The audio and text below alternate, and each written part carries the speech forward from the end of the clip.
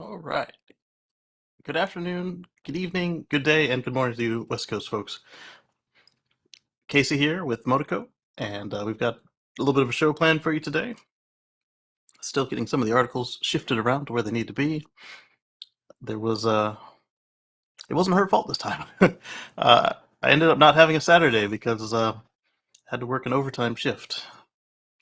We knew that the work was there, but my name wasn't on it until the last minute. But these things happen, and we got through it, and everybody's happy. So let's get started. Let's see who's out there today.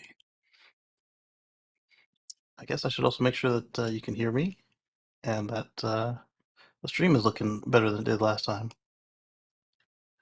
All right, so it's looking good on YouTube. Hopefully, the folks on Facebook and LinkedIn can also hear. All right, and Twitch is usually pretty good, so don't really have to babysit that one. So let's start with something fun. All right, so these come via several folks, including Imager. So let's share that on the screen here real quick. So what this is last week we were talking about the MCS3 system, the megawatt charging system, the little triangular dude where we showed the video of the executive showing off the demo unit. Well, let's look a little bit older than that. Let's go back a little bit and look a little bit older. So pull this photo up for you here. Set of photos. Looks a little new, I know. This is the Tesla megacharger situation over at Frito-Lay plant. And yeah, you see the Tesla megacharger. But then this guy undocks the charging connector, and then what do we see? At first, I got a little upset. I was like, oh my goodness, Tesla's going for yet another proprietary connector. And I didn't think that they needed to because the CCS standard goes up pretty high. But then it turns out this actually is a standard. This is called MCS2. So this is the previous version of the triangular dude that we showed you last week. And I had a Wikipedia article on it that showed you. Let me see if I can't grab that real quick.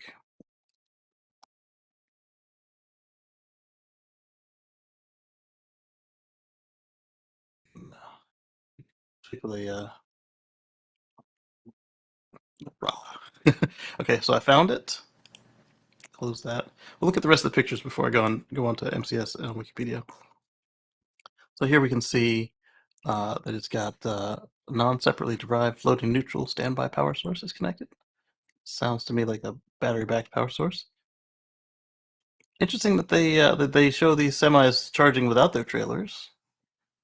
So I guess while you drop your load, and then while they're unloading and reloading your van, you would have started your recharge process, do your notes, your logs, or just take your 30-minute break. And by the time that's all finished, you're ready to go. I was scrolling underneath the picture. That's neat. So then we can make this bigger. So you've got two long blades here, and then you've got the three, the two signal and the one ground pin there, which is pretty cool. So let's go on a little bit further. Get our ratings. So arc flash and shock risk. Got to use appropriate PPE. This one's provided by Greenline high efficiency transformers. So we can see here 410 kilovolt amps at 60 hertz, which makes sense because that's what we use here. Get your serial number, transformer number, 135C. I can't quite see that. I wonder if I make the window bigger if it helps. No, it does not. All right, so we got our voltages, but let's go on to the next picture. So here we can see the electrical conditioning equipment. We can see some Frito-Lay trucks, site, the megacharger cabinets, which look a lot like the V3 supercharger cabinets. As I've been saying, I think that the V3 superchargers have very little difference between them and the megachargers, and that's further supports that. Then we've got a mega pack, which makes sense because when you're going to throw that kind of load on the grid, Plugging in a truck could make a whole block just impermanent, and we don't need that. All right, so there it plugs in just like a Tesla destination charger does. Obviously, the handle is a lot bigger. Oh, it's got a little bit of a catch to keep it in there, which is good because you don't want that handle ending up on the ground like you sometimes see with the consumer cable. Two more images. All right, here we go. Some more electrical plates. That's even harder to read. I'm sure if I download them, it'd be fine. And then you can see it's a rather thick braided liquid-cooled hose. A hose. Well, hose, yes, but cable. And so let's switch over to the MCS. Back to the one we discussed last week. And so we can see that one. It's got the larger DC lugs that were derived from the CCS standard. You've still got three different sets of pins for signaling and sense and control, and then you've got your ground. And then you can see here, this looks mighty similar to what Tesla was showing off, right? Or not showing off, but what Tesla has used and somebody else was showing off. So I think that since they aren't yet selling the trucks, I mean, they are selling them, but since they aren't yet delivering the trucks and they have very minimal deployment of super mega chargers, it should be pretty easy to switch these over to the new standard before things get out of control, like we see with the current Tesla system, where only Europe and most of Asia actually have the CCS standard instead of the Tesla proprietary connector. But this is exciting, especially when, like we discussed last week, the positioning of the port needs to be on the left side. It needs to be about hip height, and it needs to conform to the disability requirements as well as be ready for automation, so that the truck will be able to plug itself in. I don't know that the automation or hip height will apply if you put this on a ship or a ferry or a train. Well, a train, I bet you it would still qualify because you can control that, but with a floating customer, it's a little harder to control that. All right, let's move on to the next thing.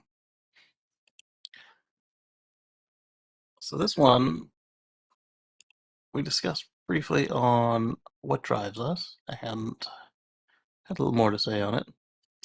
So Texas wants to put a charging station every 50 miles on most interstates. And I had pointed out that there are parts of Texas where there aren't gas stations that close together. So this is kind of a good thing. And as long as they're not like one or two stall installs for each station, then this could be a good thing, especially as we keep saying, the larger the battery you put in, for somebody who doesn't take road trips, it's kind of a waste. So if you enable the people with a medium to small size battery to still take the road trips, then you save them money, you save resources, and it brings the cost down for everybody, which is pretty cool. What's up, Lee? How you doing? We're doing pretty well. Motoko just had her 2 months checkup. She went from being runt size to being at almost a 50 percentile, and doctor said she's short. She's as tall now as I was at birth. um, well, that's the thing. If everybody's making a 250-mile range EV, then you don't need 50 miles of stations. So I would be fine with seeing these at 75 to 100 miles, but at the same time, when you see what the electric cars have done in Norway, and you see what they're doing in other places where they are exceeding the requirements, um, you need to do something with all these fossil jobs. And Texas is huge, so to put in stations every 50 miles will cushion some of the job loss that you're going to have in the fossil industry, and it'll allow us to actually accelerate it because now it'll be easier to get electricity than it is to get gas. It already is filling at home, but to see it that way on the road would be awesome. This is just a draft plan, so they could change their minds, but it's coming from the Texas Department of Transportation, and they're actually going to be using the federal money that's coming from the infrastructure plan. And there's still a chance they could mess it up, but I don't. This is one thing you can say about these particular politics is they love to have their hand out, even though they like to cut other people's access to the funds off. So I think that they will do it. These chargers will have to be high powered at 150 kilowatts, and that's not exactly high powered today anymore. That's kind of what people expect. But as we see, there's still cars today that can't handle it. So uh, I think it's on balance. I think it's a good move. Uh, Other ways to do it, but hey, it works out. What's up, Robert William? I got one of your articles in here today. All right, so let's take this down and then bring it back up. In this case, literally. Uh, there were two people killed as a Neo-electric car crashes from the third floor of the Shanghai building. This one's coming from Dan. I had found another copy of this article, but it was from a source that likes to lie about Tesla and others. And in the first paragraph, they mentioned Tesla, so Tesla has nothing to do with this. Neo looks like they just busted through the wall of a showroom that was on the third floor. And let's get into it. I didn't read the original article because I didn't want to give them the click, but CNN's passable. Let's see, they crashed to the ground from the third floor of the parking lot in Shanghai. One member of the staff and an employee from a partner company were killed in the accident. Um, both were inside the test vehicle, which crashed Wednesday in Shanghai. It's noted that according to analysis on the site situation, we can primarily confirm it's an accident, not due to vehicle-related reasons. There we go. That's the part I was looking for. So here you can see the fire rescue crew attending to the victims, and I mean this isn't the first time something like this has happened. Maybe the first for Neo, but we've seen cars fall from their sales position before, and it's unfortunate these folks lost their lives. But it's another good point for some of the interlocks and automation, like and Andre Kaparthy for Tesla AP. He pointed out that there have been cases where somebody was trying to take a Model S or Model X forward into like a river or a gorge, and the car was fully sure that there was no drivable space, and it softened up the pedals so that way what they were doing was very muted, and they could actually hit the brakes. Another time he says the car just hit the brakes. Uh, we've got the technology now, and all these people saying, "Oh, I don't want automation." Um, I understand maybe not wanting to not manually control the car going down the road, whatever. That's fine, but having these built into the car as safety features that they are active, but they act as passive, like where you don't have to do anything to enable them. I think that will save a lot of lives going forward, and we've seen this already multiple times, even personally in Tesla, where in the Model S and the Model X, folks have tried to cross my path. They turn left in the dark on a rainy street. They don't give enough room for me to react, and they don't have the right of way. They just decide, oh, I'm gonna turn left now, and I push the brake. Car goes wild, alarms and beeping and red lights, and so I smushed the brake. And both times I didn't push the brake hard enough, apparently, because I pushed it, and then you could feel the pedal just. It wasn't like it dropped. It was pulled down smoothly by the motors, and until that brakes hit up because it's raining, and the car comes to a stop before the fool gets smashed by 4 to 5 thousand pounds of Tesla, and and those are just some of the ones I've seen firsthand. Other ones are packages delivered. Let's see. Other ones are cases where um, somebody just camps out in my blind spot for way too long. I'm always checking the mirrors, got a head on a swivel, but if you parked out in my blind spot for 10 minutes, I will lose track of you. And so the car has these little mouse farts, a little beep beep beep when I had turned on the signal. I thankfully I always signal before I change lanes, even in parking lots. And package that's sunlight. It's good because I wasn't expecting any packages on the front porch today anyway. So one of the cases was a motorcycle. He was just kind of camped out there for a good little while, and I turned on the signal, went to go turn. Started to approach the paint in the car. Uh, it both kind of didn't grab the wheel, but it kind of nudged the wheel back, and it had this little mouse fire, a little beep beep beep, on the side where the motorcycle was. He saw me moving, so he moved where I could see him. I don't know if it was back or forward, and I was like, "Oh, okay." So the car saved this guy's life, and I like that those are standard features. So I see Zachary in the chat, and I see e-cars and ebooks. So Timothy's in the chat. And speaking of Timothy, I got this book from Timothy this week, The Suburban Dictionary.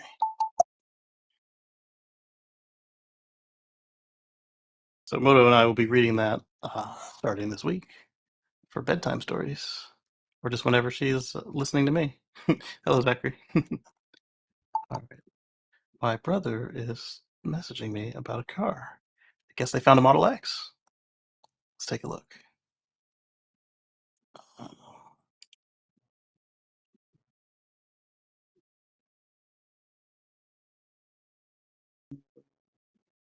Maintenance is due. There is no maintenance schedule on a Tesla. That's what's kind of good about it. All right, let's see. It's not actually opening the link, so let's. Where you go, on computer? All right, I was thinking that would be fun to do, but it's not participating. Price sounds all right though. All right, so let's move on to something less depressing than the Neo. Still kind of down, not quite great news, but as we keep saying, as we announce these recalls, uh, everybody's got them, and it's all about how you handle them. So the BZ4X, Toyota's first mass-produced EV. My camera's stalling out now. Stand by. All right, open it back up. Okay, cool. I'm not upside down. All right. Their first mass-produced EV is facing a recall, and you would think that with their reputation, that they wouldn't have their first one so soon. Like it's not even on sale in the U.S. yet. Um, they said on Thursday they would call 2,700 of their EVs, and because there's a risk that the wheels could come loose. That seems like something they should have mastered by now at a nearly 100-year-old company. Um, Interesting. Uh, this is coming from Japan's Ministry of Transportation. Uh, of the 2,700 vehicles, 2,200 were earmarked for Europe and 260 for the United States, 10 for Canada, and 110 for Japan. Interesting. So Europe is getting theirs first. Like it sounds like Norway and Crew, and it also sounds like they're not really trying in the U.S. 260, 10 for Canada. Come on, guys. Subaru is also recalling 2,600 units of their Solterra, which is the exact same car but prettier somehow, and for the same reason, because they're built on the same line, same factory, same workers. So the regulator advised drivers to stop using the vehicle until a more permanent repair measure is in place. It was not aware of any accidents being caused by the defect. Yeah, because who's got one yet? I haven't seen anybody anywhere around the world actually showing one off that was like a customer car.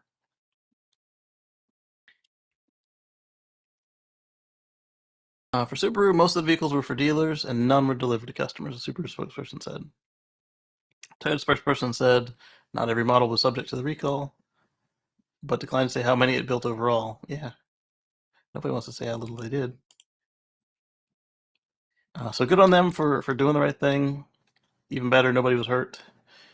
Weird that it wasn't something new, like oh yeah, we haven't been working with this type of inverter before, or I mean wheels staying on the car is pretty elementary. But again, they did the right thing. They called it in, and I think we might have more recalls today. I don't remember what we have in store. This one was one that Mark and I both found. I was going to bring it to what drives us, but Mark did first. Bright Drop, GM's electric vans. They managed to deliver 150 of them to FedEx. They call them the Zevo 600. It used to be called the. They renamed the Degum things to Zevo from a much more straightforward name than I thought.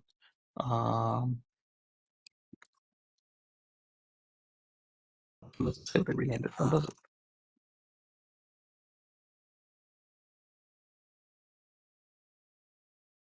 If they have the name in there.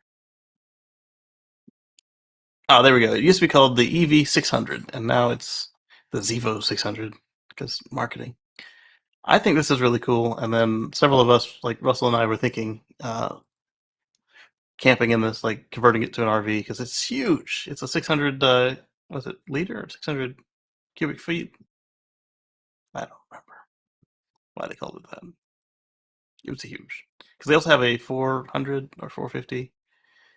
Yeah, 600 cubic feet. So 17 cubic meters. And congrats on them. It's got this was actually one of the first vehicles to be built on the Ultium platform, and then the Hummer, despite being smaller, has more of it.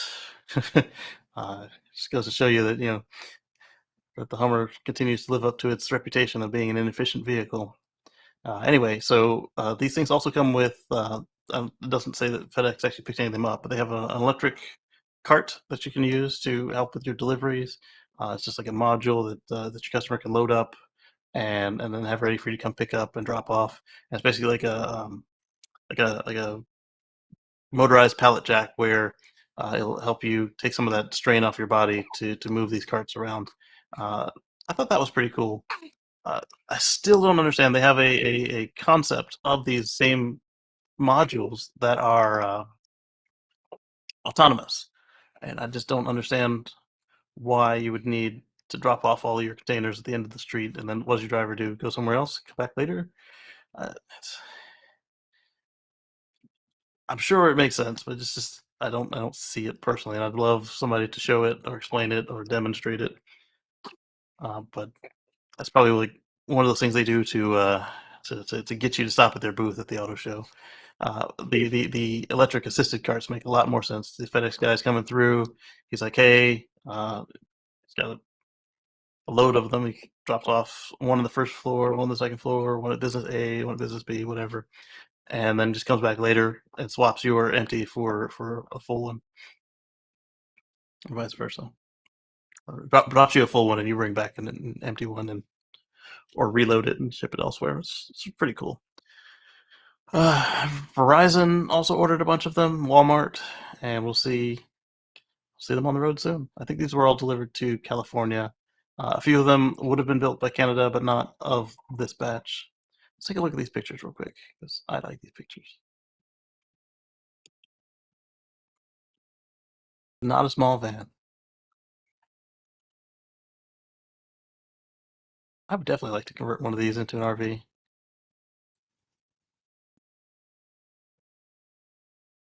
She's having too much fun plugging that in. Also, don't know. I mean, it looks like with those nails, it might have a little bit of trouble plugging it in there.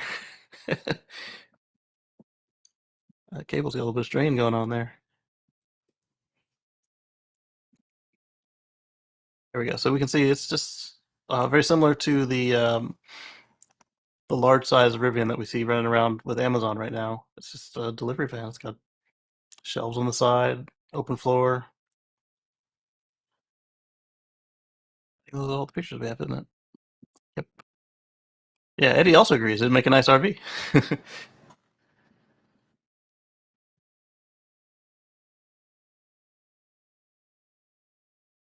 Let's see. Lisa says my friend has interest in purchasing Model X. She saw one at the dealership, not the color she wants, and still trying to decide if she wants to order one.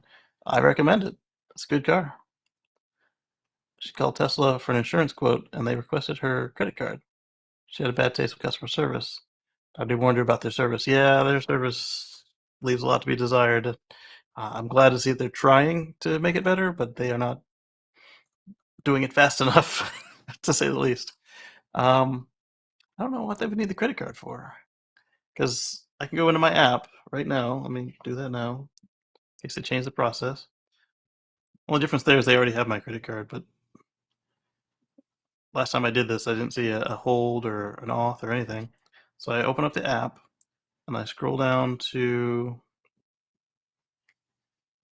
I don't scroll down. I click on my picture, so it's either whatever photo or logo you put in there, or the little gray person silhouette.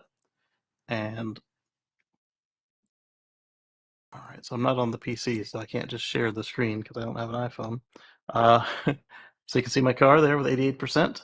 There's a get a quote for Tesla insurance. I got the loot box account settings and the Tesla shop. So let's go to get insurance. It's spinning. All right, get competitive rates in Arizona, California, Colorado, Illinois, Nevada, Ohio, Oregon, Texas, and Virginia, where I am, in as little as 1 minute. Insurance quotes are based on real-time driving behavior, now available in most of the states: Arizona, Colorado, Illinois, Nevada, Ohio, Oregon, Texas, and Virginia. So I'm going to continue. So it's got my name, my mailing address, my postal code, driver's license. Oh, this is different. Driver's license state. They didn't ask that before, and they do have it, so I don't know why they didn't save it. Oops, I almost put South Carolina as my license number. That's not accurate. Okay, birthday. It's almost there. 1 more month. Oh, but that's not my year of birth. Let's see here. Scrolling. Oh, no, still a couple years short. Come on. I hate it when they use these stupid scrollers. Like, let me just type. It makes me feel old. All right, my phone number is. They like to put the 1 in front of my phone number, which makes it always wrong because they don't have enough digits for the 1 to sit there. All right, let's put a license number in there.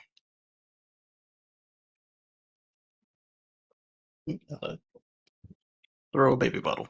I'll pick that up in a second.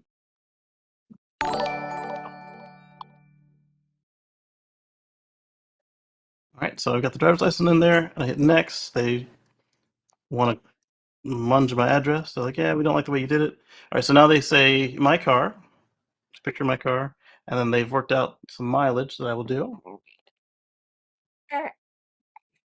They figured I'd do 9,001 to 12,000 miles a year, which now that I work from home is probably pretty accurate. I say that as if I haven't been working from home for like 2 or 3 years now.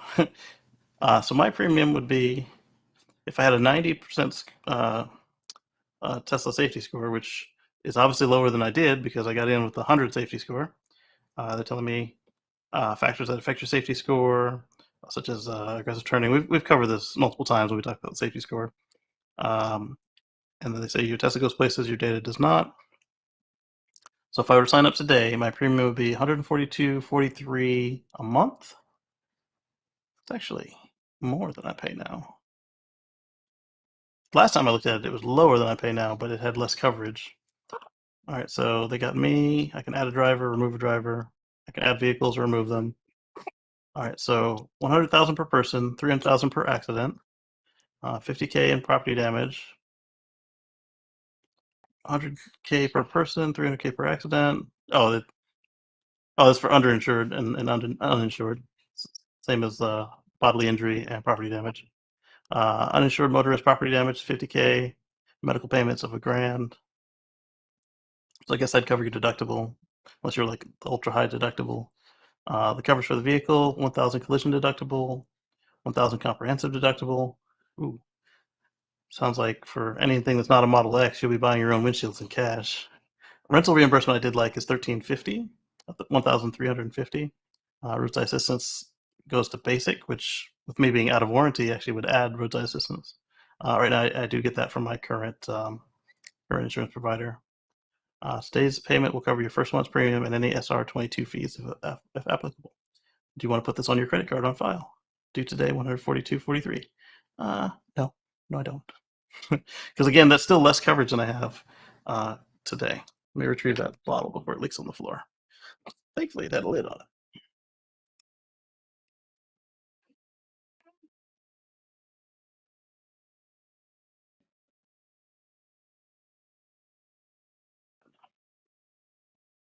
Start elastic back.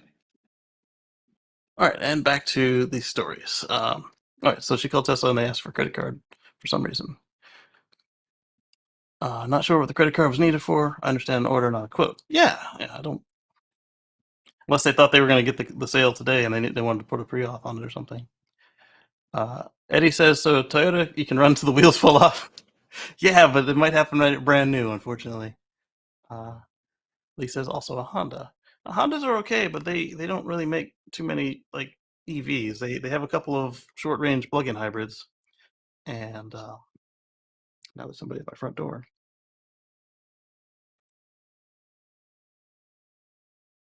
Luna's upstairs getting ready for the day or sleeping or whatever. I don't know. So doing all this by myself for now. Yeah, Eddie, I agree. It would make a nice EV. Let's see. Tim says I bet there's a video shot from space at nighttime. Someone plugs in their electric Hummer, seen from space, and the city lights start to flicker. Yes. Exactly. Sink, bed. Yeah, like the thing is huge. There's enough room to put a proper bathroom in it and still have like maybe even bedrooms. Like just put the kid room up in the middle, and us in the front or whatever.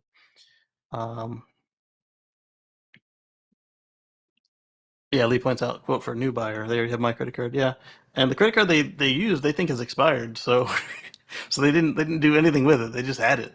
They're like, do you want to charge it? And like the button is gray because they can't use that card because they think it's expired. Try to link the Opel Zafiri EV Life Camper on YouTube. All right. Yeah, drop a link in the chat and I'll see what we can do about it. Your miles maybe less than 9K. Absolutely less than 9K. Because I used to drive a minimum of 50 miles a day, 6 days a week, and now the car leaves the house maybe 2 to 4 times a week, and it doesn't always go on a long trip. Sometimes it's just to the drugstore and back, or to the grocery store and back. And we do still take long trips. Like for Father's Day, they took me to Downs Dog Beach, and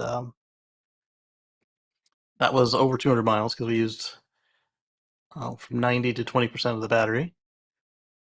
Well, we started at 90 and we got back at 20. Not that it was a range of battery, but that's over 100 miles for sure. Over 200.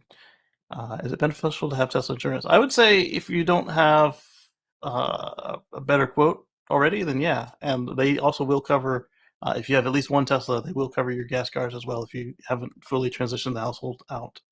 The only thing for me is I have the bundle, I have more coverage, and it's almost the same price, but it's still slightly cheaper. Tesla was cheaper when they quoted me the first time around. Um, I don't know if they were using a different safety score the last time or not. Robert says he walks more than that. I believe it, man. When you catch Robert streams, he's always walking somewhere. Clayton says, "Hey, what's up, DJ Clay?" Dan says an e-mobile home. Yeah, that was the other part of it. This thing has over a 200-mile range. It's perfect. Uh, Lee says expired. Well, that's the last time I had to give him any money on that card. I don't know why they didn't default to the one I paid my parts bill with last time. That one went through straight away. They could pull the trigger on enhanced autopilot. Convince me. All right, so for what DJ Clay is talking about now is enhanced autopilot is back. It's a whole other story. I don't know if I put it anywhere, but I think it's $6,000. So it's $1,000 more than it ever was. And if you have enhanced autopilot, when you go to do the monthly full self-driving subscription, it's only $99 a month instead of over, I think it's over 200 if you have no autopilot. And what it comes with is you get navigate on autopilot, you get smart summon, you get regular summon, you get auto park. So if you drive up near a spot and depending on what version of software your car is on, it will either use the ultrasonics to park or it will use vision to park in the parking space. So with vision's my favorite. It uses the lines. It's still just as slow and gets just as close to cars. If there is one next to you, it's just as close as ever. And I like it. I like it a lot.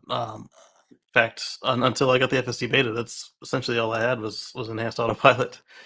It'll change lanes automatically, and one of my favorite features, it'll change highways for you. In Europe, they just nerfed it a little bit, so it'll ask you to change highways in Europe now. But in the US, depending on what your settings are, if I'm on 95 and I need to get on 495, it'll take the off ramp and just do it. Or now that we've got the little one and we're going to take the HOV lane, it'll just do that. But that one I got to watch because it's got the schedule for the HOV in my area backwards. So it's often trying to get in the lane uh, when the gates are down. I don't know if that's a bug or or what. It's doing it in Navigate on Autopilot. It's not doing it in FSD. But then when we get on the ramp, if it's open, it switches to FSD because the ramps are weird. But then eventually, what's going to happen there is the only thing you'll be missing is the city streets component. I even think you get the what do they call it? The stoplight and stop sign control beta. So it will stop at the stoplight, and when it turns green, it'll go. And when it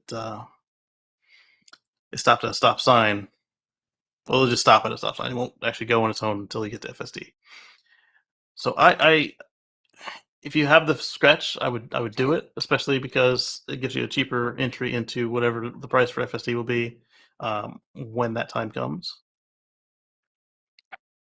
But if you don't have it, or you don't, drive the car a lot, like if you drive even less than I do, then I would not recommend it. But um, if anybody asks me, I would say just get the enhanced autopilot. Um, just like I said, just don't put yourself in a bad place to get it. Lee asked who drove. I drove. Well, the car drove, and I watched it drive. But yes, yeah, that was Father's Day. U.S. tanks don't know about much about Plum's Yanks. Uh, U.S. Yanks don't know about much about opals. Okay, yeah, that's true. But this is a pretty international show somehow, and I like it. I'm gonna go check out the insurance to see if it's beneficial for me. That's a great idea. Yeah, for a lot of people, especially in the area, a lot of people switch immediately after seeing what they did because the coverage lines up and the price lines up. My level of coverage is extremely high from when I was Ubering in the Model S, and I never let it come back down. And then I have the bundles, so removing anything is going to make everything else more expensive. I have the AP 2.5 computer. Do I need 3.0 for EAP? No. The AP 2.5 computer is fast enough to keep up with enhanced autopilot. Although if something ever happens to one of your computers, either one, they'll switch it out for a Hardware 3 computer and a new refurbished model of the main computer. Uh, Not the screen, because remember on the Model 3, the screen is separate from the compute. Do you see the subscription offer for EAP? I don't see it in my app. I don't. Well, mine when I go into the app, it just says you have everything. But my understanding is it's not a subscription for EAP. That's not available. That is just the subscription for Autopilot. But if you buy EAP, your subscription price for Full Self Drive drops the same as the people who got the cheaper Enhanced Autopilot when it was originally offered. Are there any incidents of bumps and collisions and summoning? Yes. Yes. Not for me, thankfully, because it scares the poop out of me to see that thing run around the parking lot. I haven't used it in a few weeks, months, and my understanding is they haven't actually addressed anything in the code for the smart summon. What they're going to do with smart summon eventually, and the rest of the whole system, is they're going to go single stack. So the same system that's driving full self driving today will drive auto park, will drive smart summon, will drive. Well, you don't need it for classic summon. Classic summon, the car just rolls forward or back 40 up to 40 feet. Um, they'll use it to do the highways, and at that point, I think then we'll start to see any improvements that happen anywhere the car is doing sensing will happen to everywhere. So I'm waiting for them to specifically say that they did something with Smart Summon, or for somebody else to note it, or for them to say they've gone single stack before I start really testing out Smart Summon anymore. Yeah, autocorrect shovels. It happens, Eddie. Yeah, so that is GM's Bright Drop, and I'm excited for this again. I'm curious how much they sell for. I wonder if we can find out if we can buy it. Let's go take a look. Adventure, see field trip, sidetrack, however you want to call it. Yes, Smitty. Yes, she's a loud sleeper. All right, so let's do Bright Drop.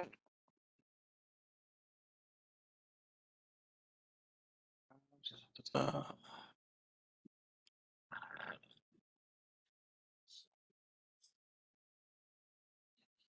this looks like them. Yeah, this is them. All right, so this also gives me a chance to show you guys the cart. I think I might have showed it to you in the past, but all right, so this is Bright Drop's website. You can request info. Smarter, safer, more efficient. There's the e-cart. Let's take a look. Of course, it's got music. Uh, last mile delivery is estimated to grow 78%. Yeah, because everybody's staying home and ordering stuff. Pre-production models shown. As we saw from the production model, it looks very close. Reduce costs, emissions, stay ahead of the curve. How long is this? It's not too long. GM's 100 years of manufacturing. Well, that doesn't mean the wheels will stay on. We'll see. So 250 miles range, 400 or 600 cubic foot car capacity. There's what the inside looks like. It's like the inside of any delivery van. What do they call it? Rapid load? That looks like really cool, actually. Bright drop rapid load vehicle concept. All right, so this is really cool right here. These are the carts I was telling you about. So if you have enough customers in an area, or if that's all this driver is going to handle, they can load in these carts. And then for some reason they also are selling an automated version of this. I don't know how it's going to get in the building, get over the curb, whatever. But let's focus on the one that you can actually do today. So you load it up, uh, take it down off the lift. Oh, that's cool. It handles the curb. Okay. Bright drop trace. So here, so I was talking about here. So this thing gets to your business. It's already got all your packages in it, and then you can reload it up with your stuff. So this would be good for like if you had to ship a bunch of samples somewhere, or if you got a bunch of smaller boxes that you're gonna be handling the logistics for. And then after you've emptied it, you can return the empty, or you can load in your outgoing packages in here, and then your driver can come pick up the whole container.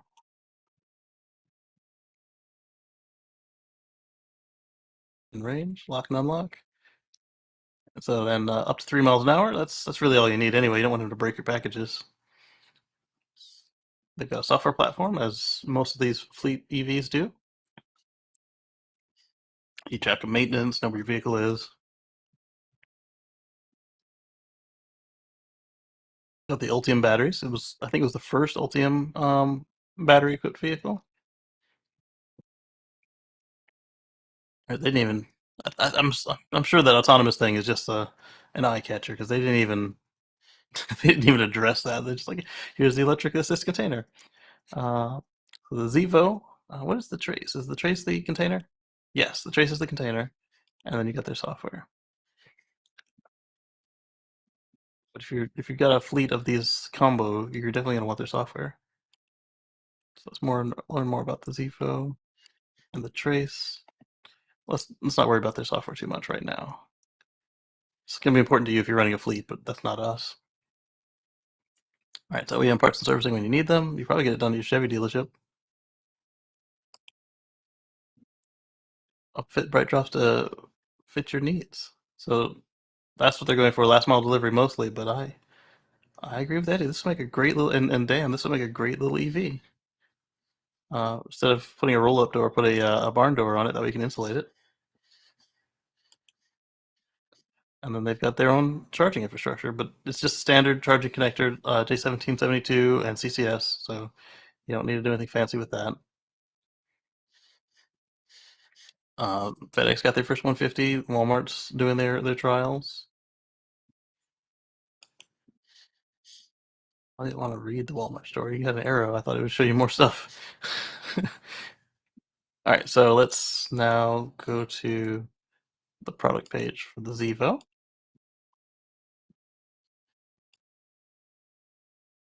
Okay, so yeah, Zevo is a little more friendly, approachable name. I understand where they're going with that.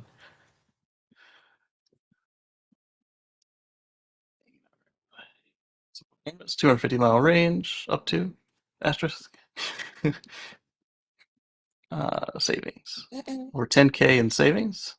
I would say way more than that. Compared to a diesel alternative, you've got your engine maintenance, you've got your fuel, you've got the stress it adds to the driver, so your medical bills will be lower, the pollution, and if you're in an environment like downtown London or something like that, where you've got a pollution charge or a congestion charge, you'll have to get around that. Um, a lot of people are mad at the price jump to 6K, but nothing was added to EAP. What do you think of the $1,000 price gouge? I think it's very reasonable because when you look at the price for FSD went from 7,500 down to 5,000, back to 9,000, 7,000, back to 9,000, $12,000 now, and EAP only went up $1,000, and it has almost all of the features that FSD has right now. I think that's a good move, and I would say go ahead and grab it now before they raise the price again or remove the feature again.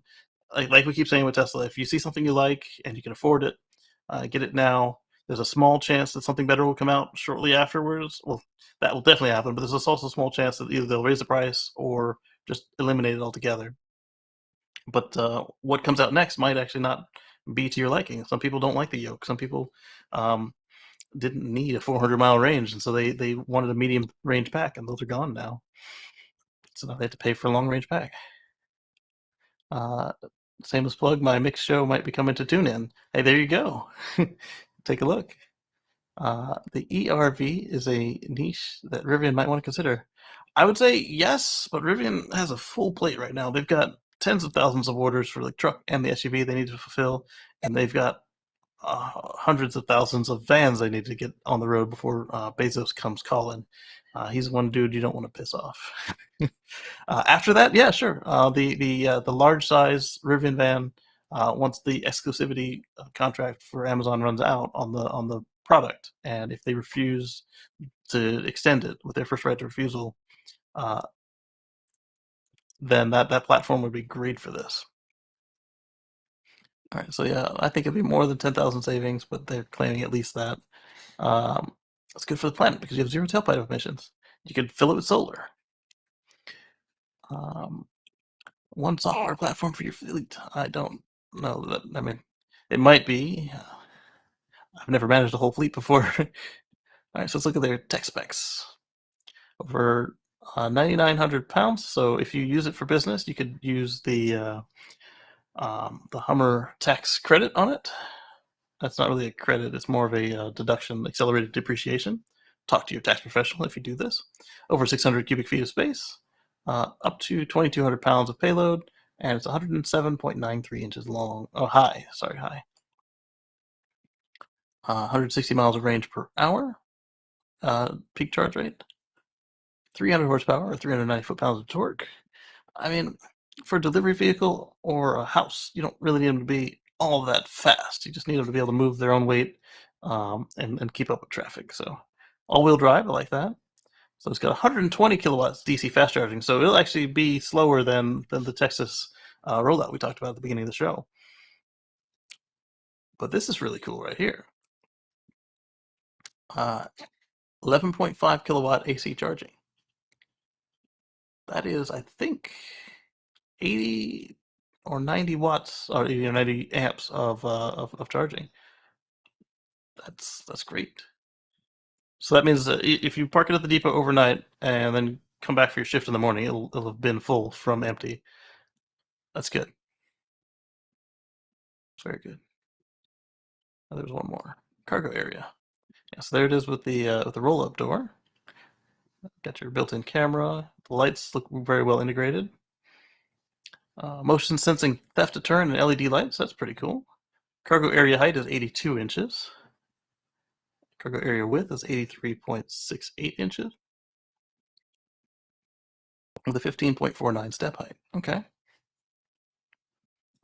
I think the 10,000 pounds changes like either the taxing or the licensing requirements. So that's probably why they're advertising that they're just barely underneath this. um, yep, right there. It says right there, limits the need for additional licensing to operate, which could help qualify more drivers. There you go. I wonder if it has a frunk. Look at that panel there. It seems something like they could avoid if it didn't open.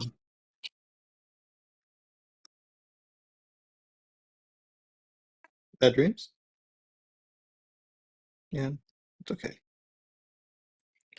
All right, purpose build, blah blah. Yeah, we better have regen. We protect more than just the cargo. The Bright Job Zevo offers leading safety features to help keep your driver safe on the road.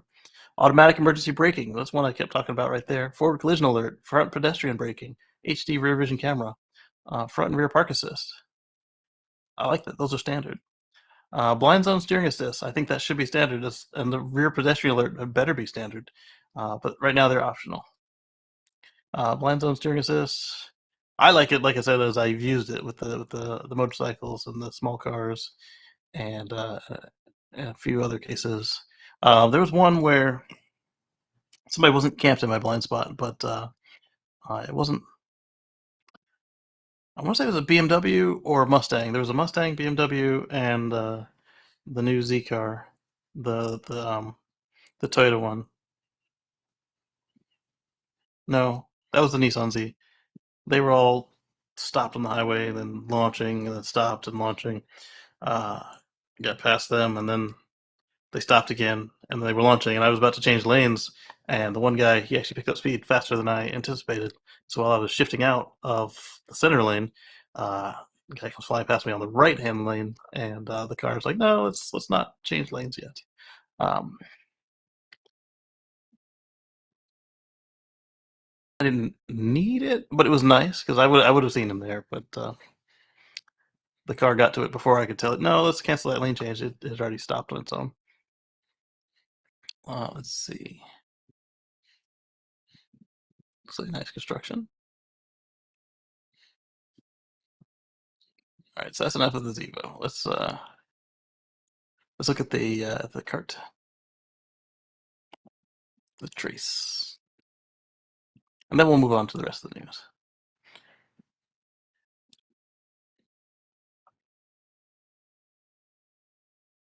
Reimagine.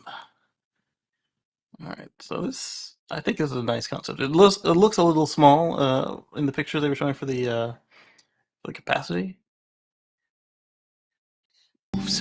By changing the way it moves goods. I don't know about that music.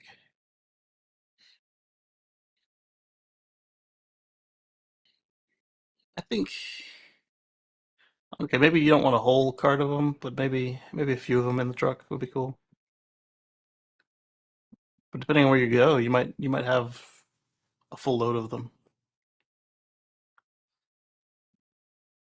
Oh, I didn't even think of that concept right there. So if you use them for yourself, if you're in a place that has limited parking, this would be great. All right. You use it for Instacart and all of them. I like that too. Okay. Okay, so in this case they're using it without the truck. All right. I didn't even think that you would use it without the truck, but you could totally do that.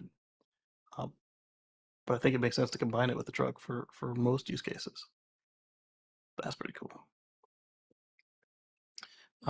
Effectively able to handle 25% more packages per day. Yeah, because they're not stressed on their body. Maneuverability, yeah. A day with trace. So half a pallet worth of goods. That's not bad. So if they would offer a double version that would do a whole pallet, that would be cool. Like they double the width and everything. 23 cubic feet, 200-pound payload, 100 pounds per shelf. So if they would do just double everything, double the motors, double the battery, that would be cool. Like obviously that unit wouldn't fit in the grocery store, but yes. Oh wow, I didn't even think about this. You could put it on a bike. That's cool. And, and you can see it can come off the bike, and go inside. That's neat. All right, my Windows 11 is making weird noises in the Mac here. All right, let's move on from GM now and go back to, oh, that's GM too. Let's go to space. Let's go to space. So last week we talked about how Dish Network is trying to stop SpaceX from being able to expand the Starlink network any further, and also wants them to preemptively block anybody who violates the the Starlink user agreement to not use the vehicle or use the dish on a vehicle in motion or boats in motion, because that's violating their licensing actually. But SpaceX strikes back and preemptively says, "Hey, our system will be unusable if Dish gets a 12 gigahertz spectrum," and so they want them to not win that bid they are putting in there. Um, they want it for their 5G networks, and Starlink says that it's going to disrupt the service across the U.S. If Dish's lobbying efforts succeed, our study shows that Starlink customers will experience harmful interference more than 77% of the time, at total outage of service 74% of the time, rendering Starlink unusable for most Americans. SpaceX claimed on the Starlink official website on Tuesday. uh, this is huge because the FCC really doesn't like the claims of interference, and if SpaceX proves this, then it's very unlikely that the Dish will be able to achieve their purchase. The company made the allegation as both SpaceX and a coalition of companies, including Dish, are battling for regulatory access to the 12 gigahertz spectrum. SpaceX currently uses the 12 gigahertz band for its satellite internet service, so that Starlink customers can download content from the web. So I'm guessing that Starlink's 12 gig comes straight down, beamed straight from the satellite direct to you. And if Dish and them are using it for 5G, they're going to broadcast it out. And yeah, that would cause interference. Won't go very far. Well, it won't go very far indoors. It might not even be able to penetrate buildings, but um, it won't go very far outdoors either. Interesting. But right now we're strapped for spectrum, so it would make sense they'd go for anything they could get. Interference causes degraded service 77.5% of the time. Interference causes full outage 73.9% of the time. And these are in decibels. Wow.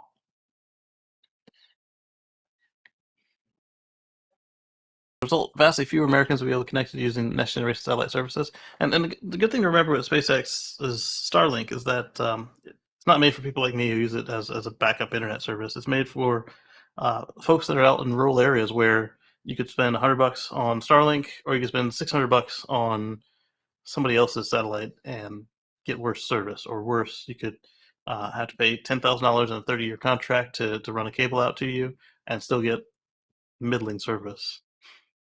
Or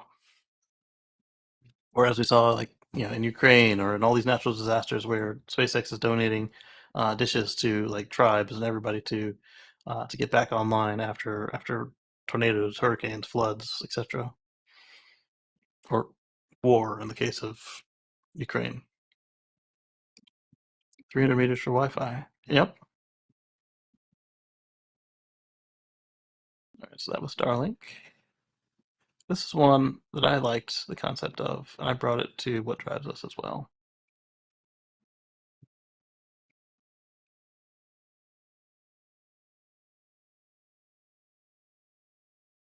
Heard a chime on here earlier. What did I miss? Was it on YouTube or was it on Twitch? On Twitch, it'll chime when somebody subscribes.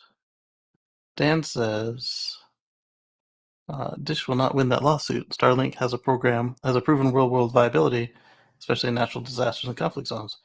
If Starlink goes down, that goes down. Absolutely. But only in the U.S., because Dish only operates in the U.S. For this service they're trying to go for. Okay, so whatever the chime was from, it wasn't from YouTube. So it's probably somebody subscribing on Twitch. Thank you for that. So Lime is launching a new electric motorbike in Long Beach, and hopefully the trial goes well so they can uh, spread this. So the Lime scooters, you may have seen them around your town. The little electrified razor type scooters. They're nice, but I think this is a better approach. You're seated. It's like a bicycle style, but there are no pedals in this thing, so it's almost a moped. But mopeds still have pedals. They're aiming it for saving gas, beating traffic, and they call it the Citra. What else do they say about this thing here? They're going to do up to 500 of these if ridership is strong enough, and if that works, they're going to spread it around the country. It's built for longer distances and combines the seated comfort of an e-bike with the effortlessness of an e-scooter. Aesthetically speaking, it resembles both. Yes, that's true. They're hoping customers will seek alternative methods of transportation in light of the summer's record high gas prices. It's the perfect way to save money on gas, avoid time wasted in traffic, and alleviate the headaches of hunting for parking this summer. Yeah, you don't have to worry about parking because you just drop it wherever and then somebody else picks it up. I like that. Only thing I don't like is like in some places I see them just strewn wherever. I do like it when somebody kind of some places they have like a paint marked out for you can just dock them here, and others at least the riders are a little more conscientious about not leaving them in the path. They'll pull them out next to a bike rack or something. And then you've got that guy in California who steals them and puts them in his shipping container because the cops won't do anything about it. I don't know. I think with the amount of scooters he's stolen, they might have a case to go in there, but they haven't pursued it. Anyway, that was pretty cool. All right, so then I don't know if we touched on this last week because it came out right about the same time as the show. The government released a self-driving crash data, and the Verge says, surprise, it's mostly Tesla. But when you look at the data, I don't know if the Verge is going to call this out or not. The government says you need to be careful how you consume this.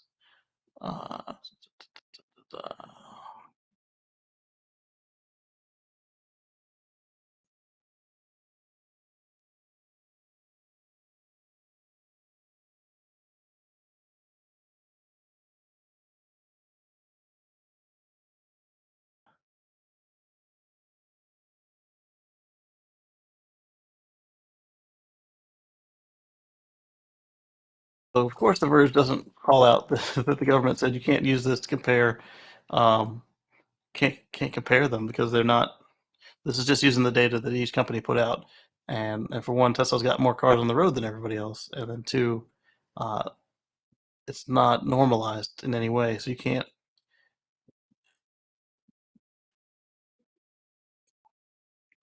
What if the comments point that out? If you produce the most cheeseburgers, odds are you're gonna have the most people getting sick from your cheeseburgers. I'd venture to say nearly all Tesla drivers are using some form of AP. Yeah, because almost all the cars they sell have it in there because it's free now. Stated in the article. I was hoping that somebody would point out the in the report. They say don't use the report to try and come to any conclusions. So I don't know why they even released it. But that's I just wanted to touch on it and bring it up so you guys don't think I forgot about it. You guys know I wouldn't not bring it up out of. So I bring up the bad news and the good news. So you know that's not why. If I skipped it, that's why it would have been either because I was going on the report, which I would have had to bring up, so I would have brought it up, or uh, that I missed it somehow. So it's not necessarily what it's going to be looking like when you depending on who is showing you these data and the government themselves says don't use it to come to any decision. Lee says the equipment is similar to a scooter or bike. I may have missed it. Yeah, yeah.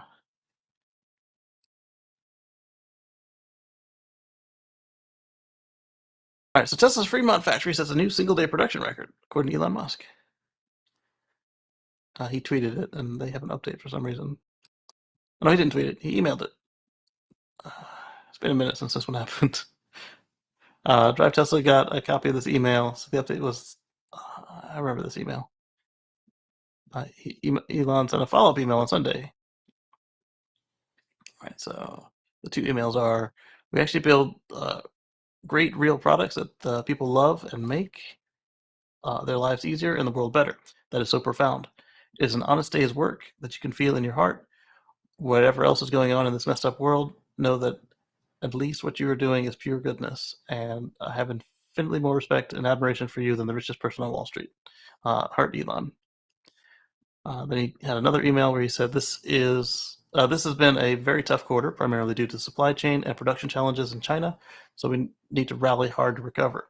I'd like to congratulate the Fremont team for achieving an all-time record production day last week, and Berlin for making almost 1,000 cars last week. And I've got more on Berlin coming up. This is great stuff. Shanghai is returning to full strength, and Austin is spooling up. Onward to victory, Elon. Any comments on this one?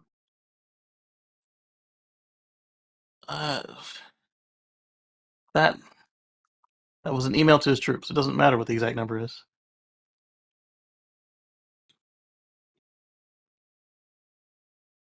Got one from Car Scoops.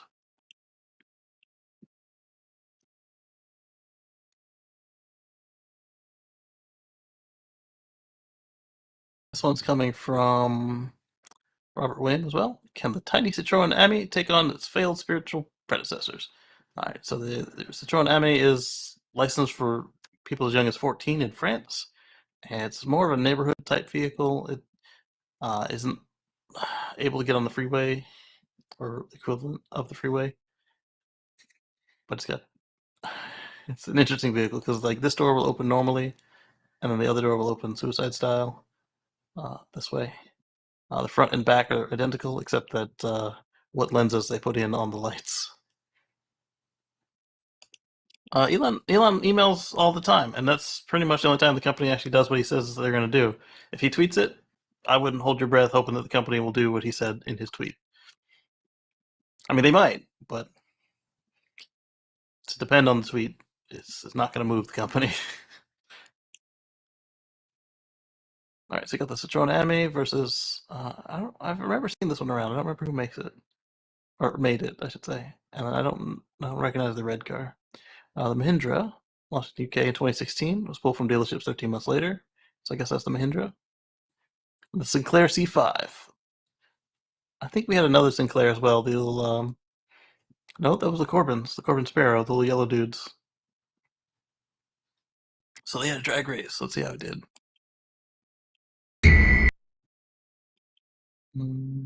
13 minutes, first race.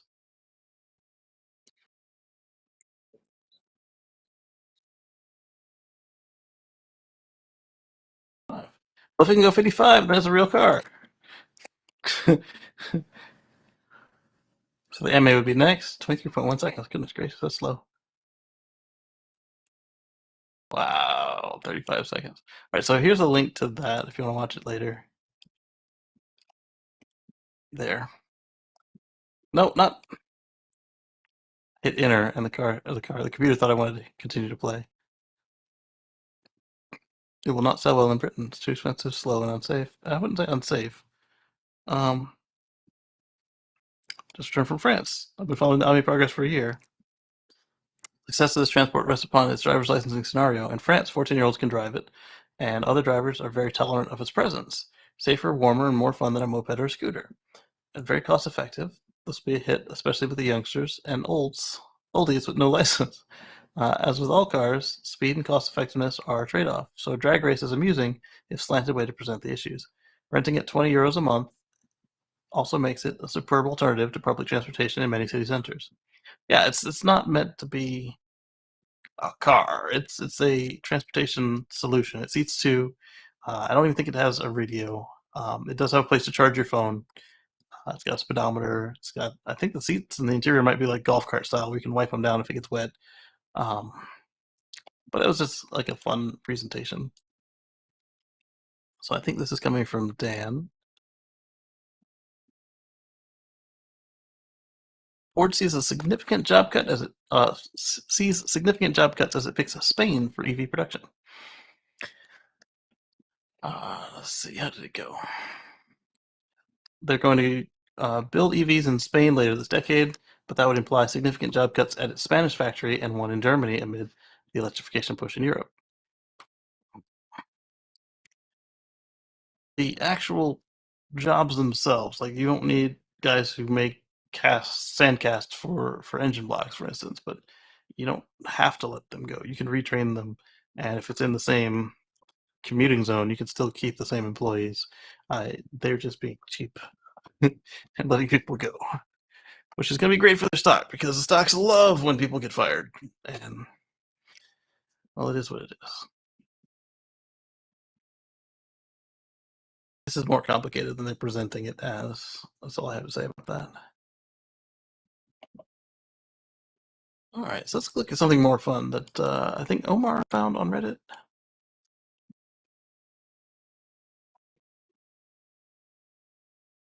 Tesla nav, rerouting to a less busy supercharger. Never seen that before. I love this car. All right, so it says rerouting to a less busy supercharger. And where is he? Ohio. Okay, so it must be a travel day or something, because it's not very often on the East Coast, Midwest, that you see a notice like that. Like the superchargers just rarely get full. And in Southern California, it's a whole nother story. And like I said, on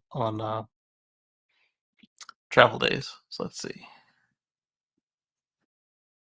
Mine tried to reroute me 45 minutes further down the road and was set to arrive at 5% left. Oh, I'd be great with that, except in below freezing weather. I'll get close to Swanee every time. Had this happen to me a few months back. Lake City was listed as a short wait. The car rerouted me to Live Oak. Holy crap, Live Oak was worth the detour. Started shooting for that one more regularly. Oh yeah. Yeah, that was a good one. Yeah, that busy bee is lit. Don't give away our secret. Buc-ee's, yeah. The Buc-ee's in Florence opened up. I haven't been there yet because, well, I haven't left the state other than to go to Maryland since the Maryland and the Thanksgiving trip since the pandemic. Uh, let's see. Oh, it came from Twitter.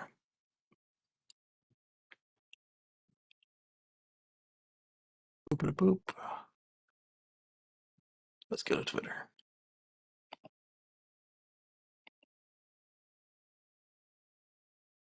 But this is Ohio. I thought this was only a California thing. The charges along I-80 are awful. Columbus looks busy today. Tesla is going to need to step up the pace of supercharger deployment. The good thing is they are. Why did my screen flash here?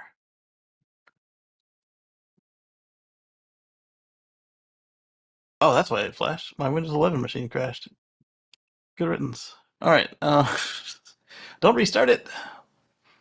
Oh well, it's restarting it. Oh no, it paused it. There we go. I was sitting there thinking that the flashing had something to do with YouTube. Moving on. This one I think is coming from Dan or Omar.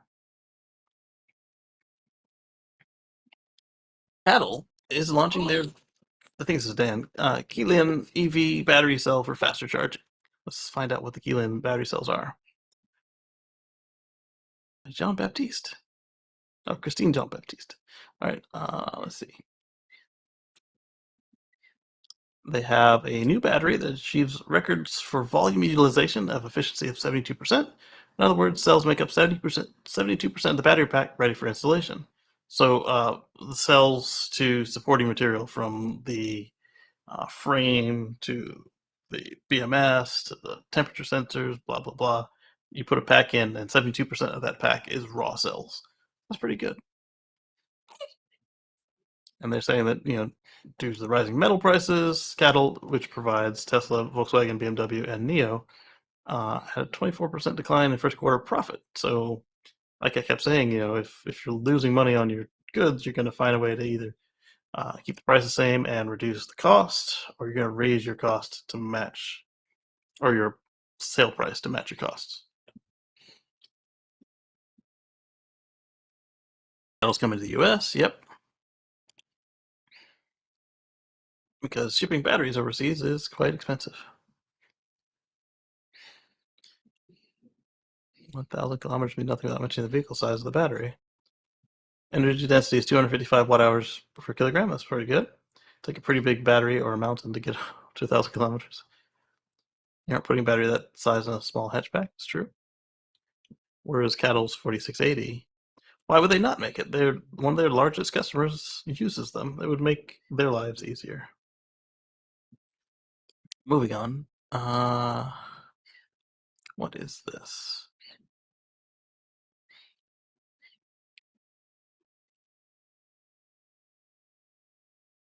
We touched on this on the Tesla Life show. I think we used a different article. Aptera wants to use Tesla's charging connector for their solar car. It's a three-wheeled car. I've got the model on the bookshelf behind me. Every time we've seen spy shots, glimpses, candid shots of the Aptera's charging port, it's always been a Tesla charging port for North America. And Chris Anthony went on to say on a video that he thinks it is the best one around. And for level 2, I tend to agree. The only problem is it's not a standard.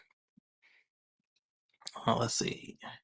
So Chris said, years ago we saw the evolution of J1772, and I think we all marveled at the inadequacy of the connector. It was big, clunky, and looks like a hairdryer. It wasn't elegant at all, and then the Tesla one, one Tesla brought up their plug, and it was beautiful, elegant, with a little handle that could easily plug into your electric vehicle. Here's the difference between the connector, J1772 with DC fast charging CCS pins, and the Tesla connector. Now that Windows 11 is off, I don't know who's texting me or why.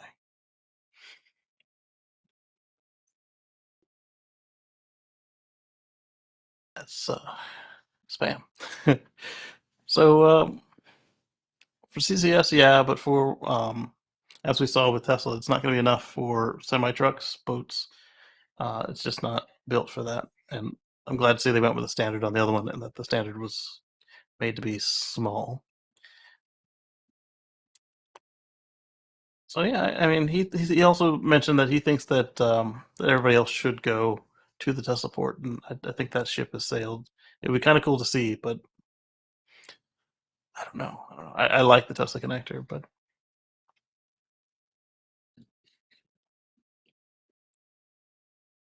yeah, CCS is a pop standard. Yes, sweetie.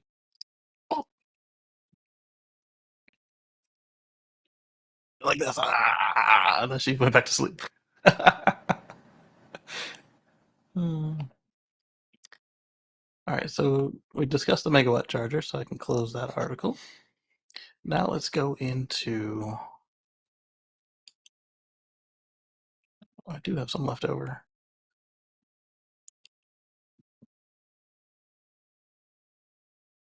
Copy this one. I was going to go to my notes, but we've got some tabs left open here. The Boring Company receives approval to expand the Vegas Loop. So we talked about the one-way tunnel expansion that they already got. By one-way, it's a single tunnel instead of a two-way tunnel, where they have two tunnels side by side for both directions. It's for a hotel that feeds into the convention center, so they're better able to manage their traffic. They know that everybody's going to go to the convention center when the thing starts, and they're going to have more people coming back when the event ends. But they got a unanimous approval from the Vegas Commission to go to the airport and a few other places. And once there's more places to go, I bet that hotel finishes their other tunnel than the single one that's open now. And then the loop they've got around the convention center has been operating for a while. All right, so according to the plan, the loop expansion will be approximately 34 miles long, start at the McCarran International Airport, and run through the resort corridor up to Fremont Street Experience. That's cool. And we've seen this map before on the show. The Fremont Street Experience, Slotzilla, the Garage Mahal, Plaza Hotel and Casino. Where is the existing loop right now? The green one is the existing loop, and that includes the Resorts World stop.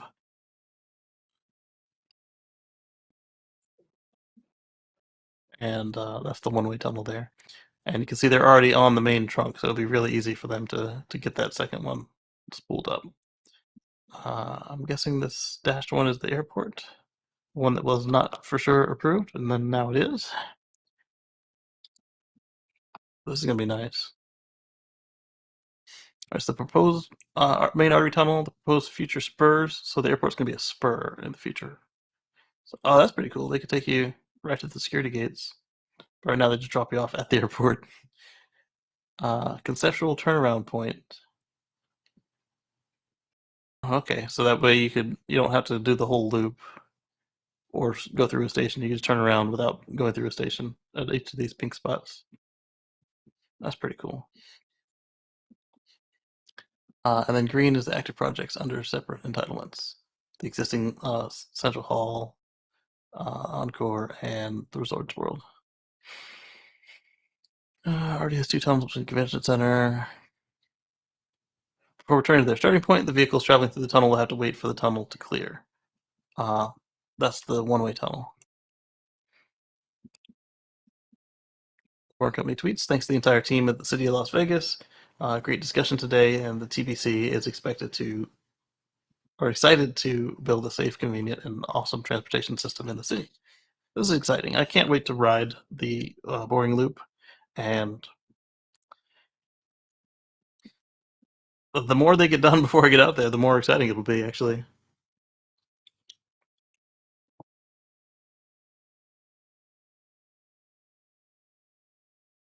Let's click on this and see where it goes. Oh, that's bad. So this one isn't exactly news for us, but I had it on the screen. I clicked it, and it said former Tesla employee is under criminal investigation for $200,000 in fraudulent company credit card purchases. This kind of stuff happens everywhere, and it's not worth it. The temptation is there. I definitely don't do it on a company with high-powered lawyers. Let's see. Anything for pedestrians in the loop? Yes. Everybody in the loop is a pedestrian. So far, you're not allowed to bring your own Tesla into the loop. So you'll walk up to the station and you'll get in and go where you're going, and then get out, and like a private bus, basically. People say, "Well, why not trains?" Well, trains can't skip stops. Buses can, but buses and trains tend to be full of people. So if everybody else on the vehicle is going somewhere else than where you're going, then you got to wait on them. So, like I said, I'd like to see, since this is all privately funded, I'd like to see how it all plays out, and I'm excited for the possibilities. And if it doesn't work out, now you've got a tunnel in the ground. You can shove a bus or a train in there and be fine. This one wasn't so fun, and we talked about this a little bit about how GM dropped their prices on the Bolt and Bolt EUV while everybody else has been raising their prices because the price of the materials is continuing to rise. So last week, the Tesla Model X in Canada went up another 10,400 Canadian dollars. Some prices increased as much as 15,800 Canadian dollars. Tesla's not the only one. Ford, was it Ford? GM? Not GM. There were a couple other folks that raised their prices this month. And this one, I don't know if we discussed it or not. So this guy, he was the first to hit 1 million kilometers in his 2013 Model S, and he's now also if not the first, he's one of the first to hit 1 million miles in his Model S. And we joked on Tesla Life that it'd be funny if it was a Model S60, and we determined that, yeah, that probably wouldn't be the case. He's been through, the first motor made it 800 kilometers or 497,000 miles, but the last 4 haven't been as long, about 200,000 kilometers each. He's on his 3rd battery pack. Oh, it is a 60 kilowatt battery pack, a 63.1 kilowatt hour pack that has 193 miles of range. So we joked about it and said, it's not possible. It's very possible. Look, this guy did it with a 63 kilowatt hour pack. That's a Model S 60 all day long, and that's really cool. If you think he must spend all his time in his Model S, you might be surprised to know he also owns an original Roadster with over 403,000 miles. Good gracious. This guy drives a lot. Doesn't say what he does. Now he's passed 1,000,000 miles. He's considering a longer range EV to break his own records. His top pick right now is the Lucid Air with 520 miles of range, and he should be able to rack up the miles even quicker. Because the more miles you have in the tank when you do these longer trips, the less time you spend stopped recharging. Curious to see a first generation Lucid not have any motor issues within the first 500,000 miles. I mean, 500,000 miles is excessive. I mean, you're going to do some maintenance. Uh,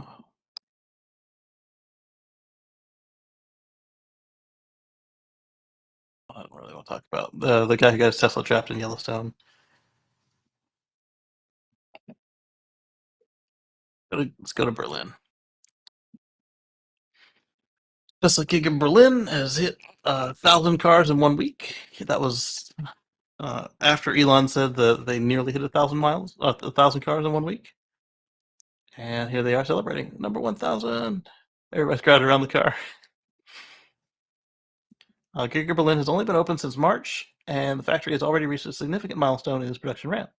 As shared by the official Tesla Twitter account last night, crews at Giga Berlin were able to build 1,000 Model Ys this week, and last night was June 17th. There we go. Update on June 20th, we learned that Tesla produced 1,014 cars during the week. That's good. The factory does not yet operate on weekends.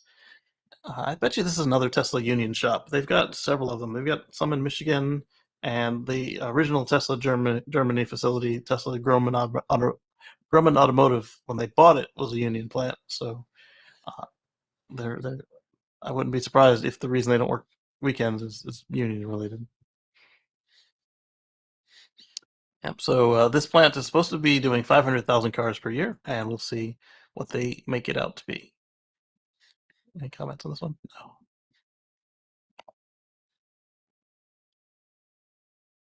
And then we touched on the Tesla China situation, not Tesla China, but where the Tesla owners in China were getting redirected because there was a government official visiting a town, and it was suggested that maybe it wasn't all it was cracked up to be, or that the policemen in question were being overzealous. Well, apparently they don't know really what they're doing over there regarding Teslas in China. Aside from that, if it were up to them, they would probably use their cars, Neos, etc., to spy here and abroad outside of China. Because why do I say that? It's protection. If they say, "Oh, for sure, you got all these cameras and you must be spying," then and we're not, then this tells you that's exactly what they would do if they were given the chance. Eddie says he might be getting a Bolt EUV to replace his Bolt EV. Dan says Elon is union friendly. I wouldn't say he's friendly to them, but I would say that the only one he's ever expressed issues with are the UAW, because remember the UAW was in the Fremont plant before Toyota and GM pulled out, and then before Toyota and GM pulled out, UAW pulled out because they were trying to circle the wagons to protect the rest of the industry. So Elon's point was, if they treated you like that when you worked here before, when you were building gas cars, how will they treat you now that you have nothing in common? Because they're still making gas cars. They still need the guy who makes the sandcast for the engine. They still need the guy who works on the cylinder heads. They still need the guy who does the transmissions. You don't have any of that stuff in an EV. So if they did that to you before, how quickly will they drop you on your butt this time when the time comes? And that's his whole point. That, and he feels they're corrupt and that they waste money. Not unions in general, but this particular union. And so that's his problem with the UAW. Using his own words. Yeah, so that's China being overzealous, and we'll see what actually becomes of it.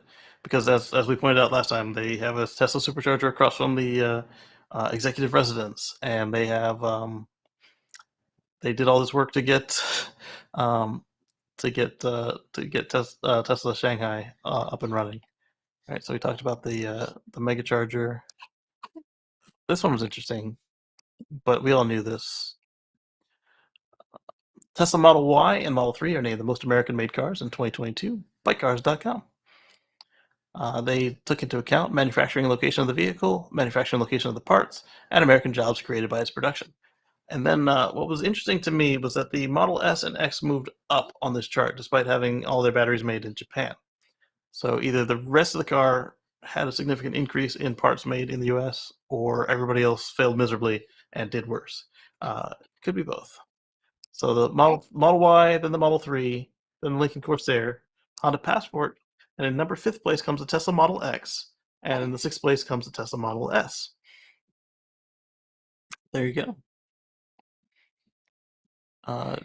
Janie Newman had this to say about the editor-in-chief had this to say about Tesla's dominance. Tesla is the only major automaker to claim 100% domestic production on all cars it sells in the U.S., well above the industry is roughly 52% average. Yeah, because so many of them are built in Canada and Mexico.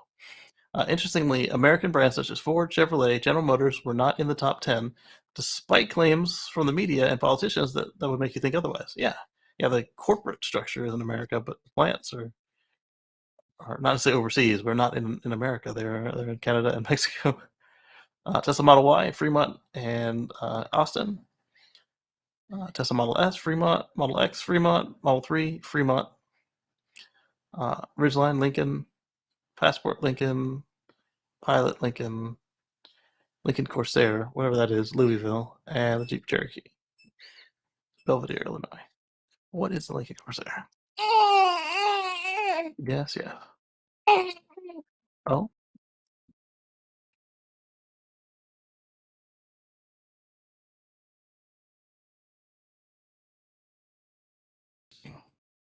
so it's what they renamed the MKZ2, I guess. Whatever it is, this fully gas vehicle, but it's number 3 in American production. Interesting. Or content, I should say. Content and assembly.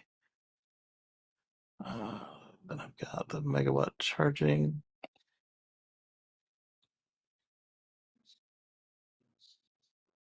Oh, that's quite a snore you got there, baby. We talked about the megawatt charging system. Didn't look at their website this time because we were there last time. And then I've got YouTube open for some reason.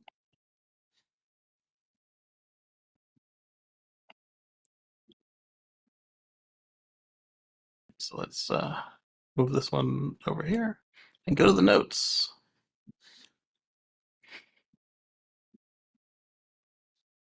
So we talked about the Chinese Tesla situation.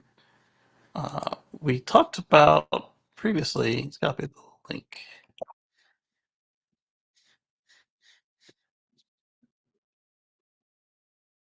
Talked about von Holzhausen's alleged interior for the Model S. The little preview they showed us. Well, now it's out, and so they offer their custom vegan leather material is called Malibu, and they're offering it for $30,000. You'll get it done through Unplugged Performance. You can either bring your car in, or you can order your car from Unplugged Performance, who are currently loaded up right now. Like they won't get another car till the third quarter, I believe it said.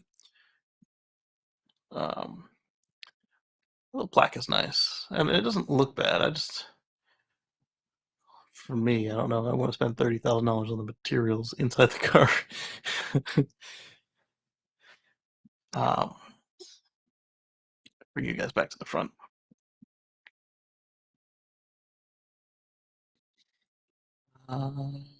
Where'd it go? So you can get the Malibu interior on the Model S, Model 3, Model X, or Model Y. And when the Roadster comes out, you can also get them on, or when these vehicles become available, the Roadster and the Cybertruck, you can get them on that. It's kind of cool. I don't know that I would want Malibu leather in my Cybertruck, unless it only comes with the black interior. I had the black interior on my Model S, and it felt like a cave compared to the white interior on our Model X. It's more open and airy. So I might consider it for that, but I don't know at that price. It's quite pricey. Vegan leather that's buttery soft like lambskin and scratch resistant, stain resistant, water resistant, lightweight, and made from bamboo. The most renewable raw material on Earth. Reminds me, I need to water the bamboo on my desk. All right, if you want to take delivery of a brand new car with bamboo, Unplugged Performance can do that. They'll place the order and take delivery of the car for you, add the interior, and then ship the car to your location. This of course comes with a price. Custom made interior with Holzhausen bamboo leather is priced at $29,995 or $39,000 with a $500 $39,000 Canadian with a $500 deposit required at the time of ordering. And then, of course, you can get while it's at Unplugged Performance, you can get the full kit starting at $39,995 for Alcantara and other premium vegan materials extended across the entire vehicle. And it looks nice. I just, personally, I don't see me going for it.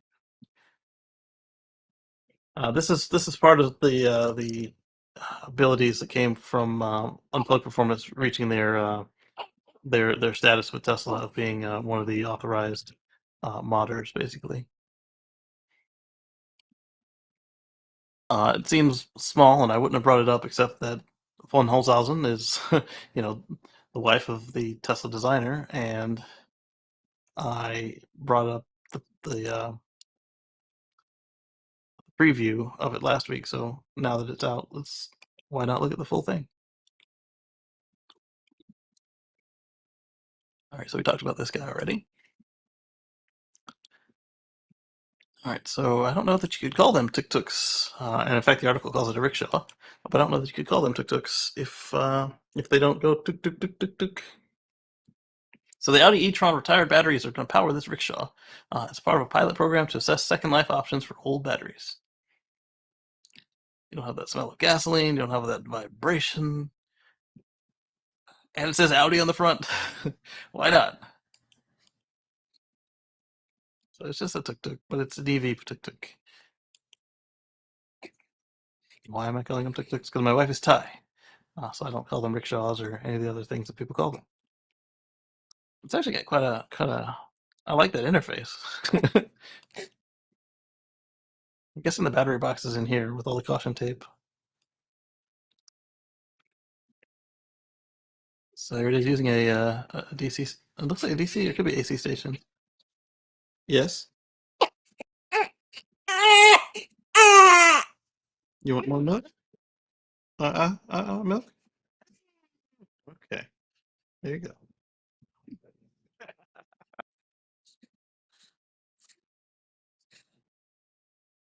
Oh, it's got a couple displays on there. So are these hub motors, or why do they have the trim ring on the wheel? Okay, so they broke the batteries down, reassembled them. Yeah. All right. So let's see if they give us any specs on this thing.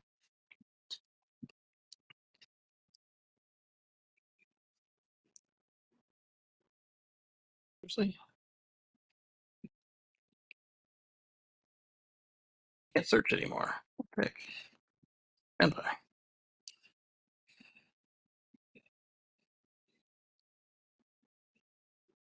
So reshare this. I guess I should have made sure I had search bag before I did that, but oh well.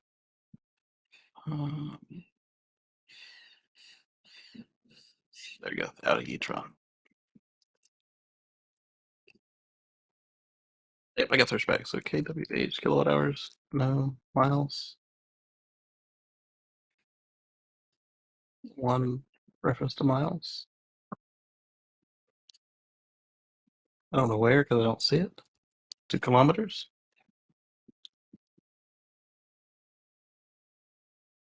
References to kilometers, hours.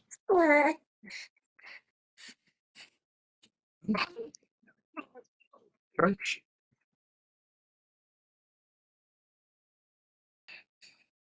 Charging system. During the day, the panels will charge yet another e-tron battery. Oh, that's kind of cool. So that's how they're able to do their DC fast charging, because it's literally battery to battery. That's neat. So we'll see what actually becomes of this. I like it. Close that. Go back to the notes. So we talked about the Tesla charging stations. All right. Tesla did this already as well, and I don't think they were the only ones. Before Petro-Canada has hiked their EV charging fees in Quebec by 125%. So what's happening here is a lot of these, maybe not this one because that depends on what part of Canada they're in. A lot of Canada is hydropowered. A lot of these charging providers are raising their charging prices because the electric price is going up because it's powered by natural gas for a lot of these plants, and the natural gas price has gone up with all the fossil fuel gouging that's been going on around the world.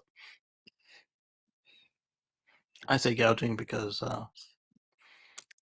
that's been going up faster than inflation.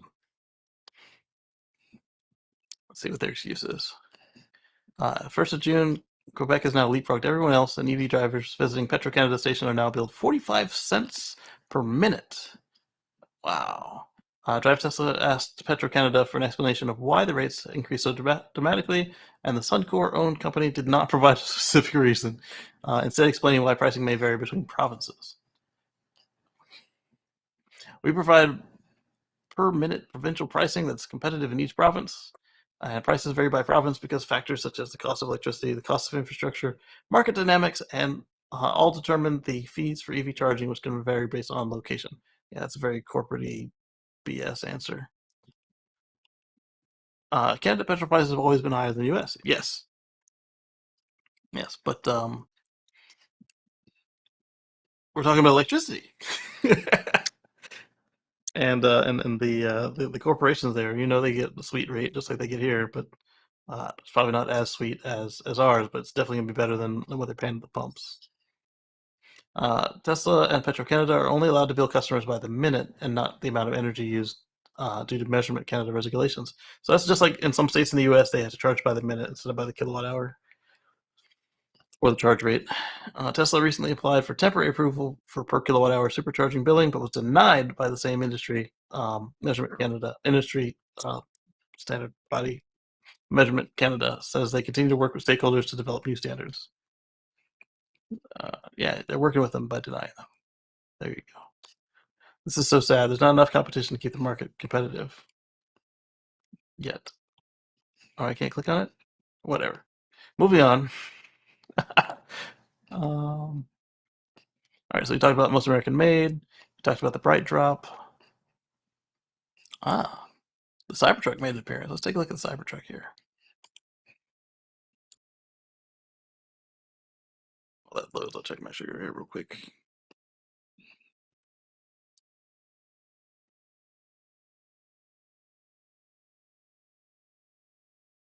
Oh, 88. I should need something. All right, so Tesla Cybertruck makes another appearance at Sea of Pilot Team, and the CRVP was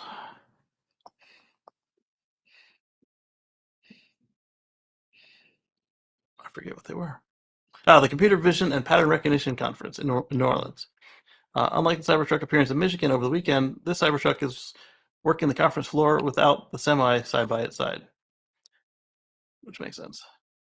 So there's a picture of it. So it looks like a recruiting event. You have to take the time to start up a booth. I put the Cybertruck there, and it's at a computer vision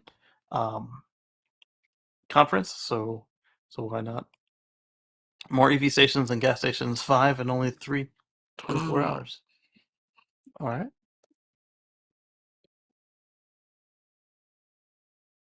And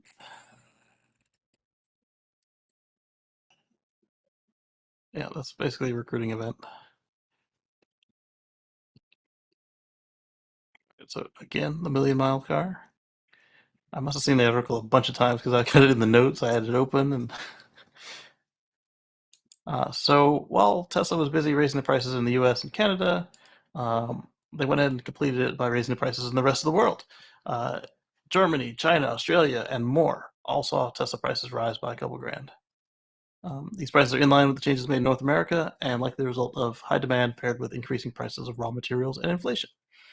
So in China, the price increased to 279.91 or 54,100 Canadian, and Germany prices increased by 2,500 euros, and Australia, right after they opened the orders for the Model Y in Australia, they raised the price for the same car um, to 72,300 Australian dollars. So, like I keep saying, if you see what you want, just get your order in because wow. Oh, in Japan they raised the price as well by millions of yen. Let's see. Good evening, Anders. Good to see you. It's a very warm 25°C or 77 degrees Fahrenheit in Stockholm at 8:55 in the evening. 20:55. All right. Yeah.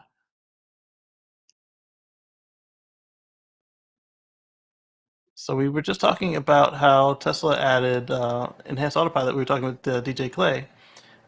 So they didn't just do it here in the States and in Canada, they also did it around the world. So in Australia and New Zealand, you can get enhanced autopilot again because in all these other places where you can't buy the can't buy and upgrade into like the FSD beta, it was really getting out of hand, paying $12,000 to get enhanced autopilot essentially, and so now you can get it for a normal price.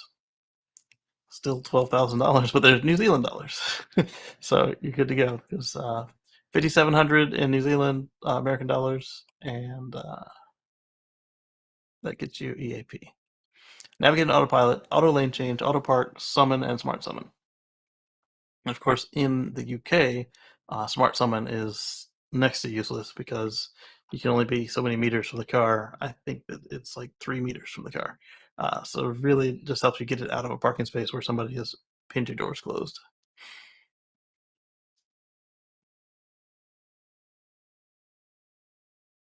With me, I said I need to get something to eat, and let's open these. You know what? Yes, sweetie. Oh, don't blame it on me. You're opening your eyes before I open the granola bar, sweetie.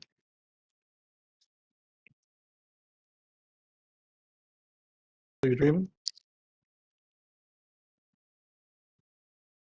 Really weird when a baby's like dreaming and they get their eyes wide open. All right, now those are open. Let's move on to the next article. Oh, this one was fun. I saved it because there were multiple updates to this story.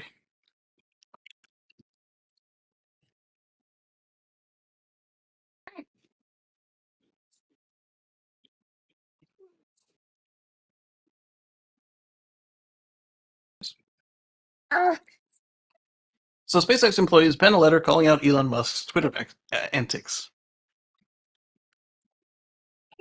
And Elon has been absent from Twitter this week. I don't know what's going on there. He didn't say anything, and it doesn't feel like it's. It feels like it's too early to be the quiet period before earnings. So I don't know why he's off. Hopefully, it means he's doing good stuff.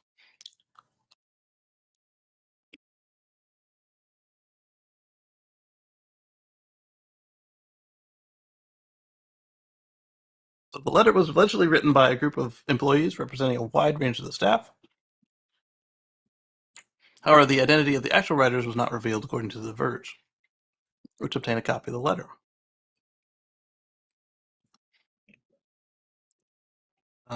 Drive Test Canada says there's no doubt Musk has had quite a lot of cringeworthy tweets under his belt. Yep. He's not cheering on Dogecoin. The billionaire entrepreneur could be found tweeting an image of Bill Gates beside the emoji of a pregnant man with the caption of "In case you need to lose a boner fast." And they get into some more of his stuff. Copy the letters below. Uh, I'll paste a link to the article so you guys can read it. I don't have time to read the whole article because there's more to it. Eddie says Andrew's got to deal with all that night sun. That's right.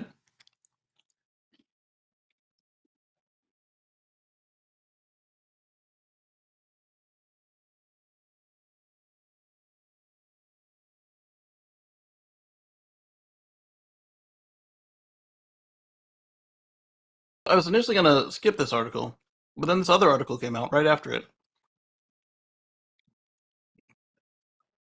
SpaceX fires employees behind the open letter criticizing Elon Musk. um, so I didn't actually read the article. Not the article. I didn't actually read the letter, so I don't know who is in the wrong here. But Gwen Shotwell, she was not having it. She's the COO of SpaceX, something that Tesla needs one of. They need a Gwen Shotwell over there. Hence, both SpaceX employees have been sacked after it came to light that they were behind a letter criticizing Musk. The former employees alleged that the CEO's behavior was a source of distraction for the workers, pointed to the recent allegation of harassment by a former company air hostess, and Musk's tweets that sometimes involve crude jokes, because he's 12. The de facto face of SpaceX, they felt the public might find it difficult to differentiate between Musk's personal views and the opinions of SpaceX workers. That is very true. I see so many people who hate Musk and they start foaming at the mouth because they hate Musk. They don't realize that the cars are still good and that he's not the only person who works for the company. Uh, and then also some of the stuff he says is kind of counter to the company policies, like their LGBT awards they keep winning and their family planning facilities. They'll help you conceive, they'll help you abort, they'll help you travel to another state to get any medical care that you need that your state may have made illegal, which is now, as of Friday, more likely than ever, as we see in some of the more redder states. So they are the whole slew of articles have come out about how many companies have done this, that, and the other as a reaction to Friday's Supreme Court ruling. SpaceX and Tesla didn't do their stuff in reaction to the ruling. They had it out before the draft even came out, but you can't say that it wasn't a reaction to seeing the writing on the wall, especially as they moved company headquarters of both of them to Texas. They already knew that Texas was hostile to their female employees. Just the way it is. Anyway, so you can see Shotwell's full message below. You may have seen an unsolicited request from a small group of SpaceX employees for your signature on an open letter yesterday, and for your participation in a related survey. Based on diverse employee feedback, this has upset many. That is, this letter and solicitations and general process have made the employees feel uncomfortable, intimidated, and bullied, and or angry because the letter pressured them to sign something that did not reflect their views. Employees also complained that it interfered with their ability to focus and do work. We have 3 launches within 37 hours for critical satellites this weekend. Oh, that's the other thing. I didn't even bring an article on that. Three launches in 37 hours. We have to support the astronauts who deliver to the ISS and get Cargo Dragon back on the flight ready. We solicit our employees, blah, blah. I am sorry for this distraction. Please stay focused. SpaceX mission and use your time at work to do your best work. This is how we'll get to Mars.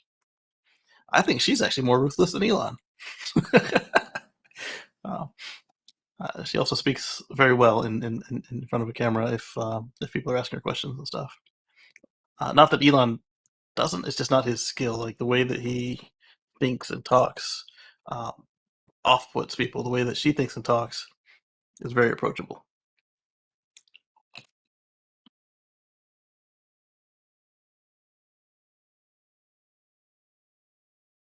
And here's the link to that one,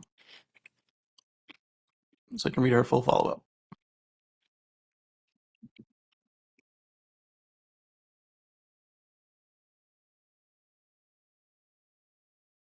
All right, so I am going to hit refresh because, actually, let me lock and unlock because it might be the browser again.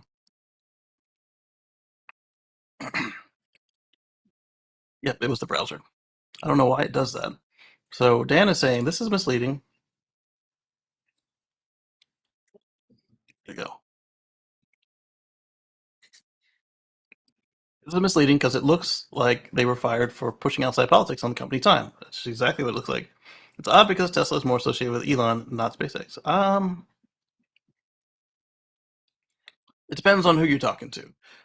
Anyone aware of space, when you hear SpaceX, they think of Elon. And anyone who's thinking about cars, here's Tesla, and they think about Elon. What they did was say WrestleMania match on Mars. All right, so moving on to the next article. This one is related, but is not part of the same situation. I figured while I was on there talking about insider baseball or company gossip or however you want to call it, um,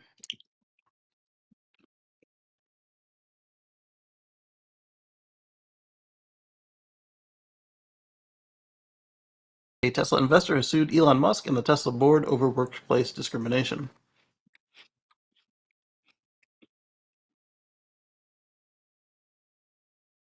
We saw where they lost the case for a couple discrimination suits, and one of them recently, the guy got the largest discrimination award ever, and the judge knocked it down to 15 million. And the guy was supposed to accept or reject the award. He rejected it on the grounds that 15 million was not enough to make Tesla actually behave. That's summarizing what he said. And so these guys are saying toxic workplace, blah, blah, blah. So the Kendall Law Firm, PLC, the law firm is representing the investor, did not comment on the case. This browser is totally locked up on me. But it's still streaming to YouTube. That's what matters. All right, copy link, paste and go.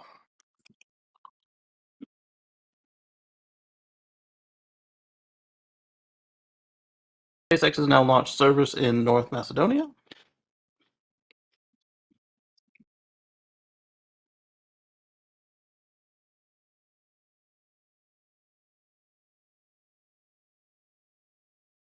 To be on par with the U.S. pricing, $897 for the dish and $145 each month for service.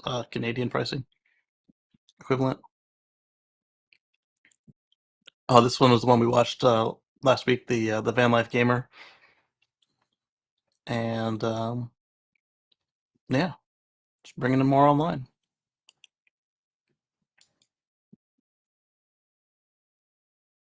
So this one.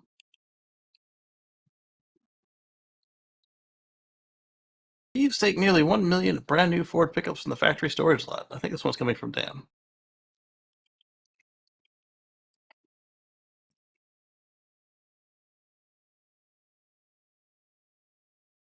So they take nearly $1 million worth of pickups from the factory storage lot.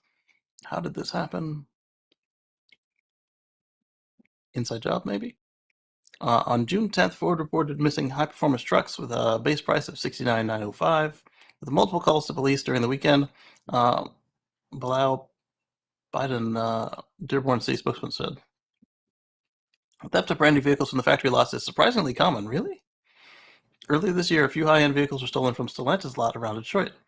In May, a Chevrolet Camaro theft from Lansing led police on a high-speed chase. Well, one vehicle I can understand, but dozens or more does not make as much sense. In 2018, nearly a dozen Ram pickups were stolen from a similar fashion to this month's Ford theft. So what are they doing? Walking in, just grabbing the keys, and then driving out with the trucks? Police find some of the trucks stripped and damaged. Dearborn police have recovered 13 vehicles over the last week, mostly in Detroit and a couple in Dearborn. Dearborn is immediately west of Detroit and is home to the large F-150 factory. There was evidence of fences being rammed when the trucks were recovered. You can see signs of damage, and some things were stripped away. Tires, that sort of thing. Really? Tires? You get the big old expensive battery packs and you're taking tires? All right. Application remains open and active. The Raptor. Oh, okay, it says Raptor, okay. I was thinking the F-150 Lightning.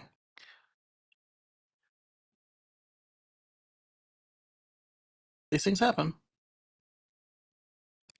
Robert says, like, gone in 60 seconds. Yeah, exactly. Probably less organized, for sure. All right, so we got a tweet. What is this tweet?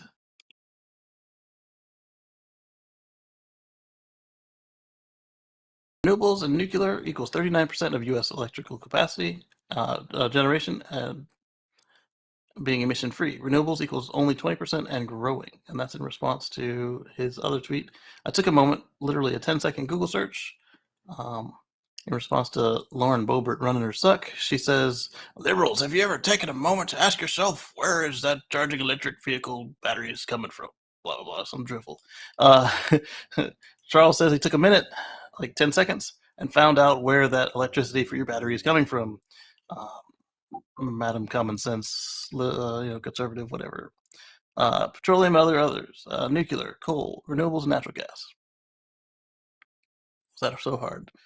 And we keep saying, no matter, even if you power your electric vehicle with pure West Virginia coal, it's still cleaner than a Prius running on gasoline. It's just the way it is. So the renewables and energy are growing, and so let's see, coal 899 billion kilowatt hours, natural gas 1575 billion kilowatt hours. Why not measure it in megawatt hours? Shoot. Nuclear 778 billion kilowatt hours, renewables 826 billion kilowatt hours. So more renewables than nuclear. Petroleum and other are only 37 billion kilowatt hours. There we go.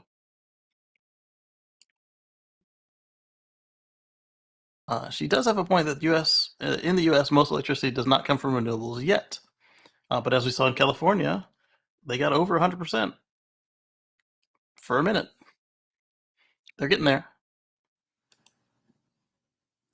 But renewables energy is growing and growing quickly. That's the point.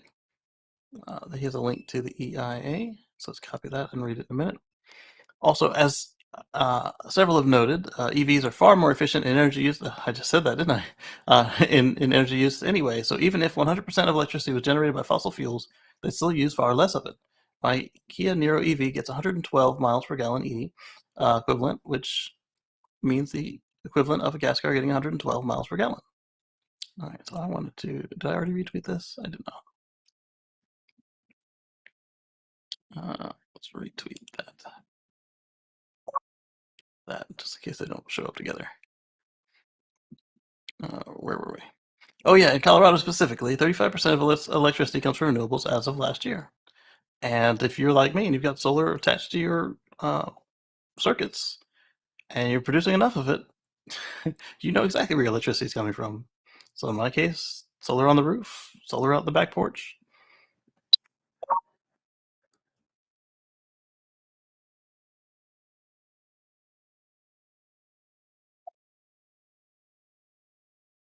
Red is not good. I'll eat something else in a second. It explains the sweatiness. I guess this one with the chocolate in it. The problem is I don't eat lunch before I start these shows, and they're at my late lunchtime. All right, and because EVs are much more efficient, even the carbon sources of charging, yeah, we talked about that. He talked about that. I talked about that. Replace every coal plant with a nuke plant. You could do that. There are even economic and environmental savings from no longer having to transport carbon-based fuel to individual gas stations to power an EV. Yes. And if you clean up one, you clean them all up. Whereas if you want to make cars cleaner, like they're burning gasoline, it's a lot tougher to actually enforce that. If your state even does inspections.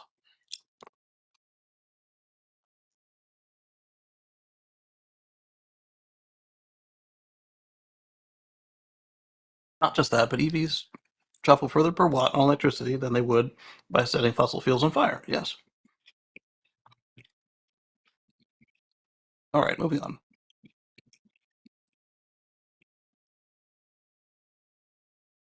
I think this is going to be the Tesla semi charger. Yep.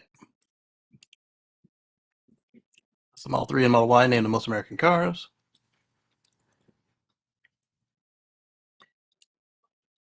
Some folks may have had their tire shop tell them that they can't repair a Continental tire or any other tire with the foam in it. So Continental tells you, yes, you can repair the tires with the foam in it, and they have a procedure on how to do that. I'm putting a link in the chat to that, so you can save yourself hundreds of dollars if you ever get yourself a slow leak or a nail or something in a tire with foam in it, which a lot of these EVs have. It says a PDF document. Split up ourselves as well.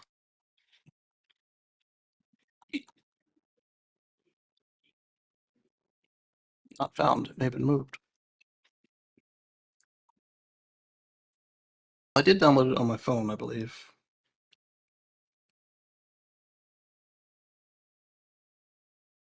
That's too much work to get it moved over here so I can share it on the screen. But there is a Continental document on how to do that.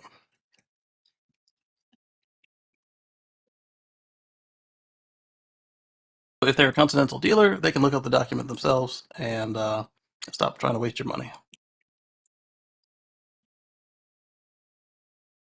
And as DJ Clay brought up, Elon agreed to bring back enhanced autopilot to all markets. Actually, $5,700. That's only a $700 markup, not a whole $1,000.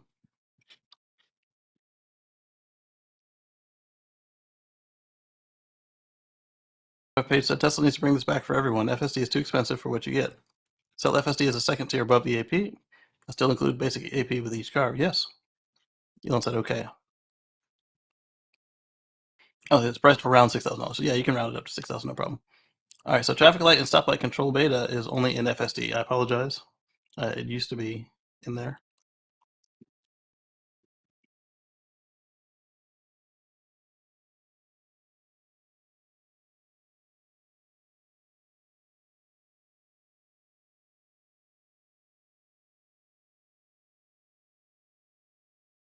I'll pay $2,000 just for this auto lane change. I heard I had FSD in my prior Tesla Model 3.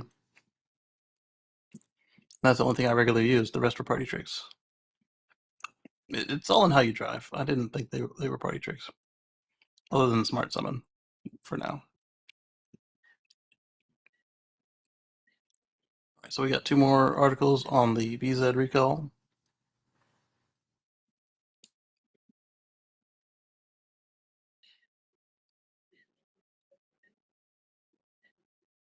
And then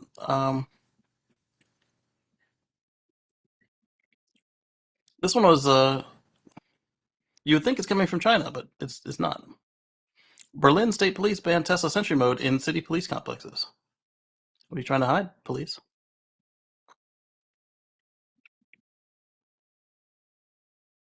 So Tesla owners are no longer allowed to activate Tesla Sentry Mode when parking in Berlin police complexes. According to this paper, Tesla vehicles will no longer be able to enter any city police complex belonging to the police force and record footage through Sentry Mode. This includes all properties, including police headquarters and the State Criminal Police Office. As per the police, the new rule is due to fears over the vehicle's cameras recording sensitive footage within the complexes. This is exactly what China was afraid of, or says they were afraid of. This is just on the individual level. A spokesperson stated that the rule was due to security-related threats to employees, third-party security, and data protection, blah, blah, blah. That would never fly here because we are allowed to record the police out in public. And since the public owns the police station, yeah, good luck with that here. But let's see. The memo to police officers notes that all vehicles from the manufacturer Tesla make permanent event independent recordings of the entire vehicle environment and export these recordings. In addition, the memo states the permanently stored on Tesla servers located abroad in the Netherlands. Sounds like some more paranoid crap from just like the same mindset as the Chinese one. It's an interesting move, especially as Giga Berlin is ramping up the Model 3s and Model Ys production for the European continent. They'll have to get with the times. It's ridiculous. I mean, if you're in Germany or parking in Germany near the police in Berlin, comply. It's not worth getting abused by the cops there, but do fight it if that's you. Chinese officials earlier this month banned Tesla vehicles in the resort town of Badali ahead of a Chinese presidential meetings. However, this ban will only last 2 months. This article has been updated to reflect new comments from Thilo Kablitz, spokesperson for the Berlin police. Clarified it's not a ban on Tesla cars, but only Sentry mode. We apologize for any confusion.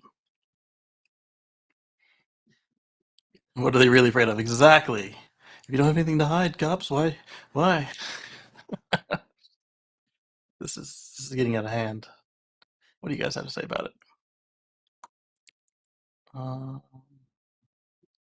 Lee says I don't see the link. I wonder if YouTube filtered the link because it was a link straight to a PDF. Yes, sweetie.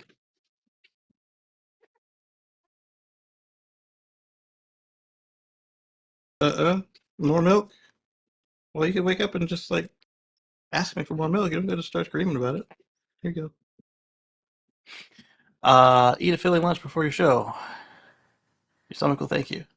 Yeah, yeah. But the reason it starts at 1:10 is because of the way that our schedule is set up. It gives me time that even if I am scrambling, that 10 minutes will allow us to get there. That I don't like it to start. Like the reason I didn't do like 1:05 is I wanted to have more time to actually get into the chair. All right. Moving on before I get upset about uh, paranoia. Paranoia being the Berlin police and the Chinese. Hyundai and Michelin are making more environmentally friendly EV tires. So Hyundai and Michelin have signed a memorandum of understanding on making environmentally friendly tires that are optimized for EVs in the premium range. Uh, let's see, they include experiments and analysis of tire making methods and exchange of technologies. The tires that will come from this partnership, lasting 3 years, will be eco-friendly, made from more eco-friendly materials, and the eco-friendly materials will account for 50% of the total tire weight, which is significant on these larger tires, up from 20%. They will be capable of real-time monitoring, interesting, to help in autonomous driving. That's actually pretty important because you got to think what happens if you have a tire failure on an autonomous car that's empty. Uh, if it's full of people, they can hit an emergency stop or something. But yes, I know you're out. Here's another bottle. Yeah, good. Um, yeah. So an empty vehicle, it would be more important to know quickly that you have a tire failure. So it's pretty cool. So we'll see what happens over the next 3 years from this partnership, and we'll see where it goes. While I'm here, let me see if I can't find another copy of that document. All kinds are wrong.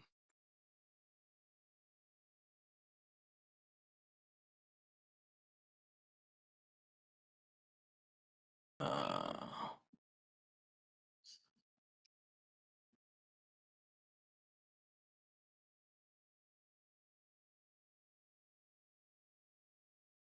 yeah, that's what I want. Um,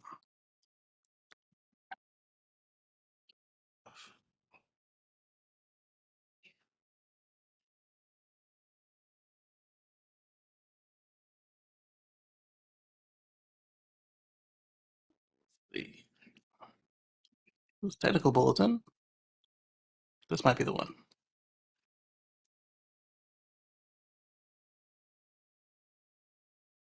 Yep.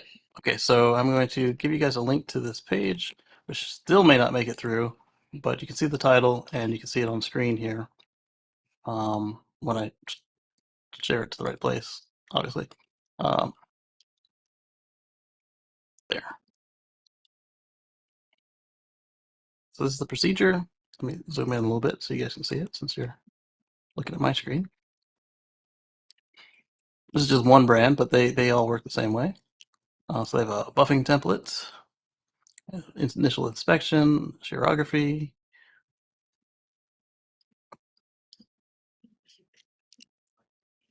No, this one looks like it's for truck tires. Sorry about that. Yeah, it's Michelin truck. So let's go back.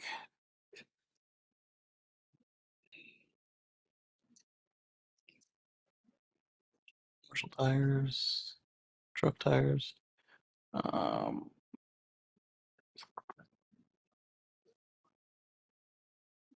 stick in there.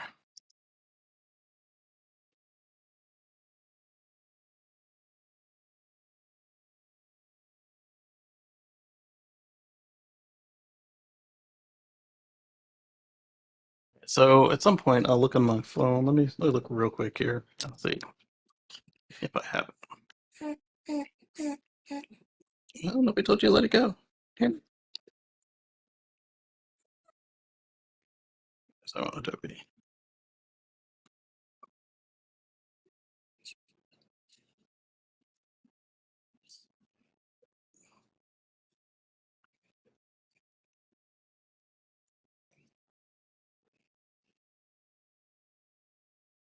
Reader?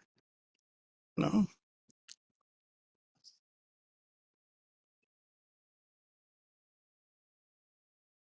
There we go. It's called Acrobat for Samsung on this phone for some reason. All right, so I'm going to open a file on this device. Yes, sweetie. I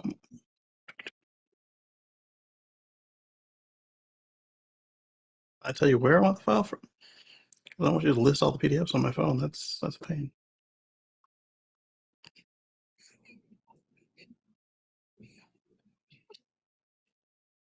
It'll be in my downloads folder. Search. Higher. Tesla invoices. Model X owner's manual. Maybe it didn't download. Somebody remind me after this, and I'll find it and download it, and we'll go from there. But if it's a Michelin tire, there's a way to get it done, and most of the foam tires are Michelin tires on the Teslas anyway. So Michelin and Continental, and they both have a document out there too.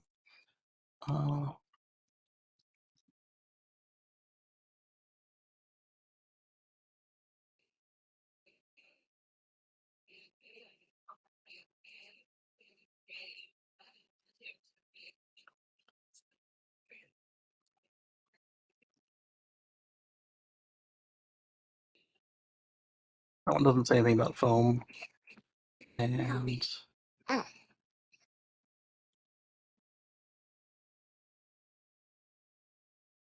go. This one's GM. Will it load? It's spinning and spinning.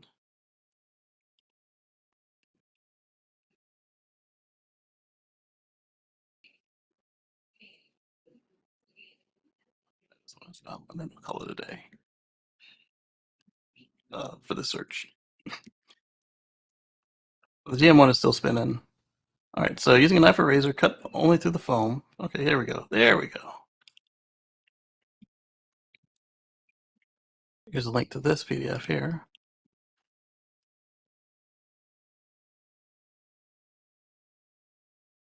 Windows Movies removes the movies you buy. That's unfortunate. So I'm a little leery of the digital movies that aren't rentals.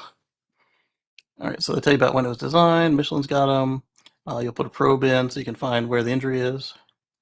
And then you'll use a knife to cut through the foam, peel back the foam, do your regular patch and plug. Then we recommend the tire be rebalanced before putting it back on the vehicle. The foam that is removed does not have to be replaced when the nail hole is completed, but all the ones I've seen where the tire shop doesn't freak out about it having foam in it in the first place, they usually put the foam back anyway because, one, it helps keep the balance closer to what was already there, and two, it helps any perception that there might be some more noise coming from the tire. And then the GM TechLink article finally loaded, and it's basically the same thing, except that their tire has white foam instead of black foam. I've seen both. I've seen the cream-colored foam, and I've seen black foam in my own tires. I've never seen the white foam, unless white turns cream as it deals with more use. All right, so this one was copy link. Close that, paste there, go. Tesla Model 3 is 9th in global sales. Period. Not EVs, not blah, blah, blah. Global car sales. That's pretty cool. So it was among the top 10 best-selling cars in 2021. That is incredible. So let's see who beat them out. The Nissan Toyota RAV4 or Wildlander, Toyota Corolla, Honda CR-V, Nissan Sentra, Toyota Camry, Honda Honda HR-V, and the Ford F-150, surprisingly, because that's not the U.S. The F-150 sells really well around the world at number 7. And the Toyota Hilux, really? Hilux, or does that include the Tacoma? I assume it does. So the Model 3 saw a 40% increase, but we knew that from the quarterly reports and yearly reports. Honda Accord or Inspire went down, and the Civic also went down. Wow. So the Model 3 outsold the Accord and the Civic. Wow. That's incredible. So let's get some more EVs up on that list, because right now it's the only EV I'm seeing. Some of them have electrified options as far as like hybrids or plug-ins, but that's the only all-electric model on that list. Let's copy this link.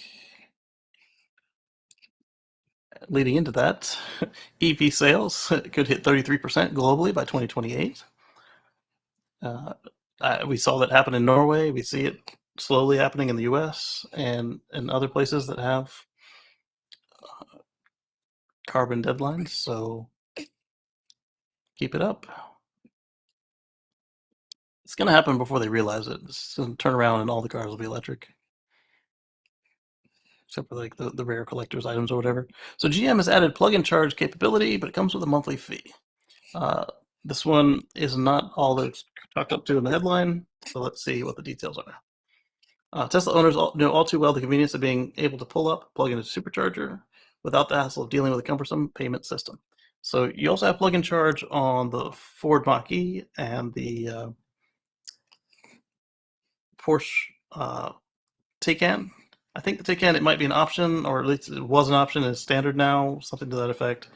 Both of them, once you have it on your car, you don't have to pay extra. So let's see what GM is charging you for. The convenience will be coming soon to GM vehicles, but those owners will have to decide if plug-in charge convenience is worth $24.99 more per month. So what do you get in this charge? According to the automaker, plug-in charge will work on EVgo and their DC fast charging compatible EVs like Bolt's, Hummer, and Cadillac Lyriq. The catch is they need to have an active OnStar account, which is $24.99 per month. So you're not paying for plug-in charge, but you don't get plug-in charge unless you're an OnStar subscriber. And when I got my Volt, you got OnStar for a certain amount of time, and then they degraded it to another level of OnStar for another extended period of time, and then I don't think that they're giving away free OnStar anymore. Why do you need OnStar to have plug-in charge work? Plug-in charge literally says you plug it in. It says here's my identifier. Let's see what GM's excuse is for why you need OnStar for this to work. Because Ford doesn't need it, and Porsche doesn't need it. Including 11 charging station operators that are part of the Ultium 360 Charge network. For now, it's limited to most of EVgo's 850 stations, including their $750 million commitment to add infrastructure through 2025. It doesn't say why you need OnStar. The funny thing is, plug-in charge protocol does not even need connectivity in the car for the charging session. Hence, you should not need any cellular data through the OnStar network. All authentication and network communication is done through the charge point operator network, the charging station's internet connection, and their billing services, with direct communication between the car and charging station. Hence, charge point operator through the charging cable to exchange the contract certificate. The OEM vehicle manufacturer needs no network services and is not otherwise involved in the transaction that should require a monthly fee, short of providing the original OEM provisioning certificate during the contract sign-up process to generate the contract certificate. So is GM creating monthly expiring certificates instead of some useful PKI? Because if my certificate expired every month just so I could pay them $30, that's quite infuriating. But hey, Mary led. This is the first one you have to pay a monthly fee for this. There's no reason. Where did you locate the $24.99 plug-in charge convenience account? I found the OnStar account for $24.99, but I can't locate any sources. This will be another 24. No. It's not saying that, dude. It's saying that you're paying for OnStar. The way I read it.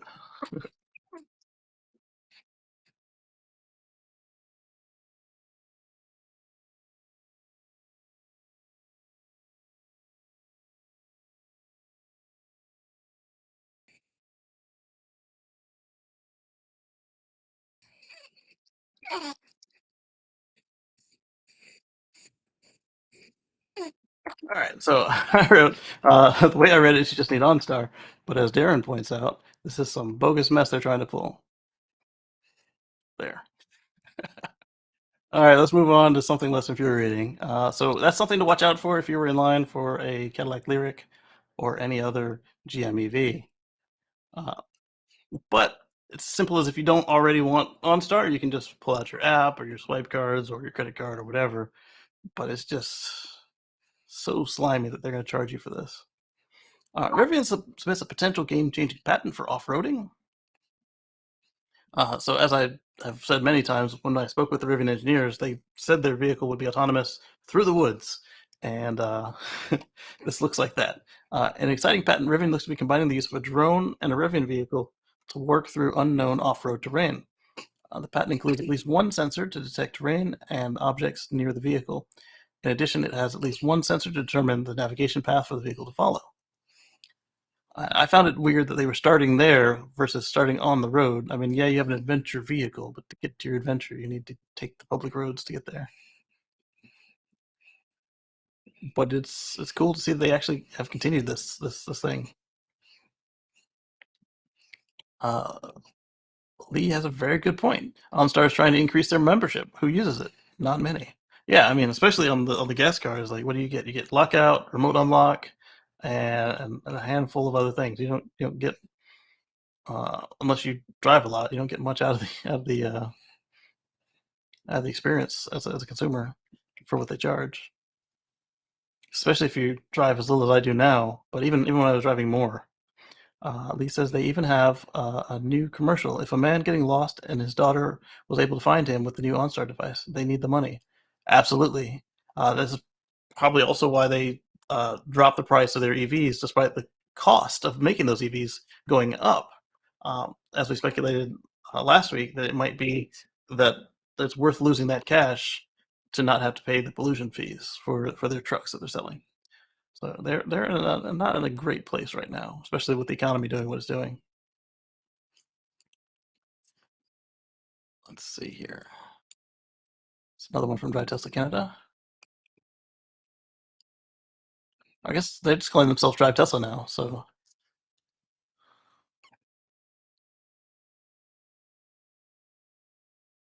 you weren't done with that? Well, you leaned all the way back. Here's your bottle back.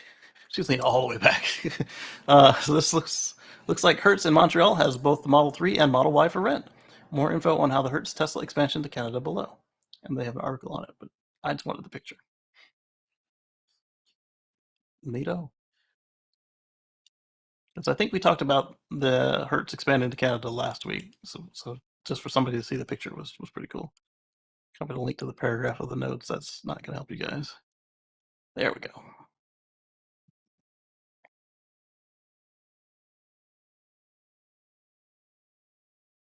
The world's largest prefabricated supercharger is coming to Sutherland, Oregon. So what's different here versus the other large supercharger installs is these ones are all prefab. They all come from Giga Nevada and Giga Buffalo on flatbed trucks. The pedestals are already on there with the handles, and they're already pre-wired up for the coolant for the V3.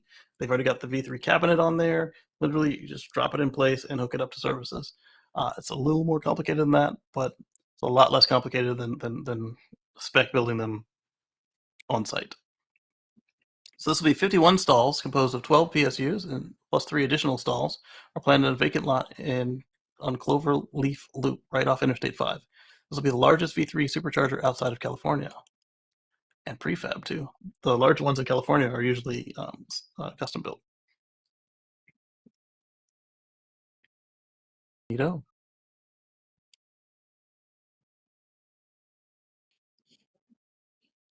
Da, da, da. World's largest super. No, it's not. The world's largest outside of California and China. Now to Washington State. All right. Next. It's another tweet, I believe. I need to increase the size of the text in my notebook.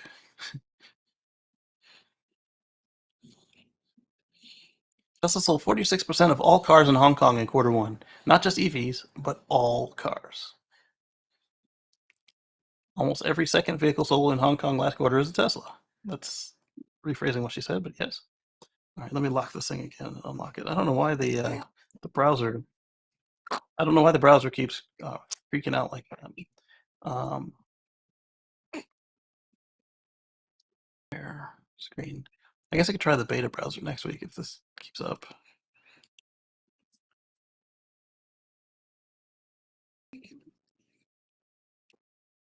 There we go. I don't understand. Hong Kong is full of high apartments. How do they charge EVs? In the parking garage at the supercharger. Yeah, there's no power in apartments in Hong Kong. It's really weird. They still burn coal to cook the dinners. This is sarcastic, but it does prove the point. No need to be sarcastic. I'm just curious. Do they build a lot of public charge stations in the community, or people extend a power line downstairs? Can build EV chargers in underground car parks. The model is similar to Singapore, where land is scarce.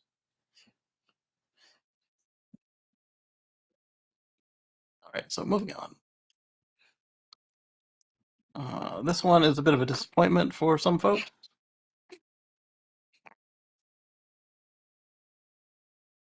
Acceleration boost for the 4680 equipped Model Y has been removed from the Tesla mobile app.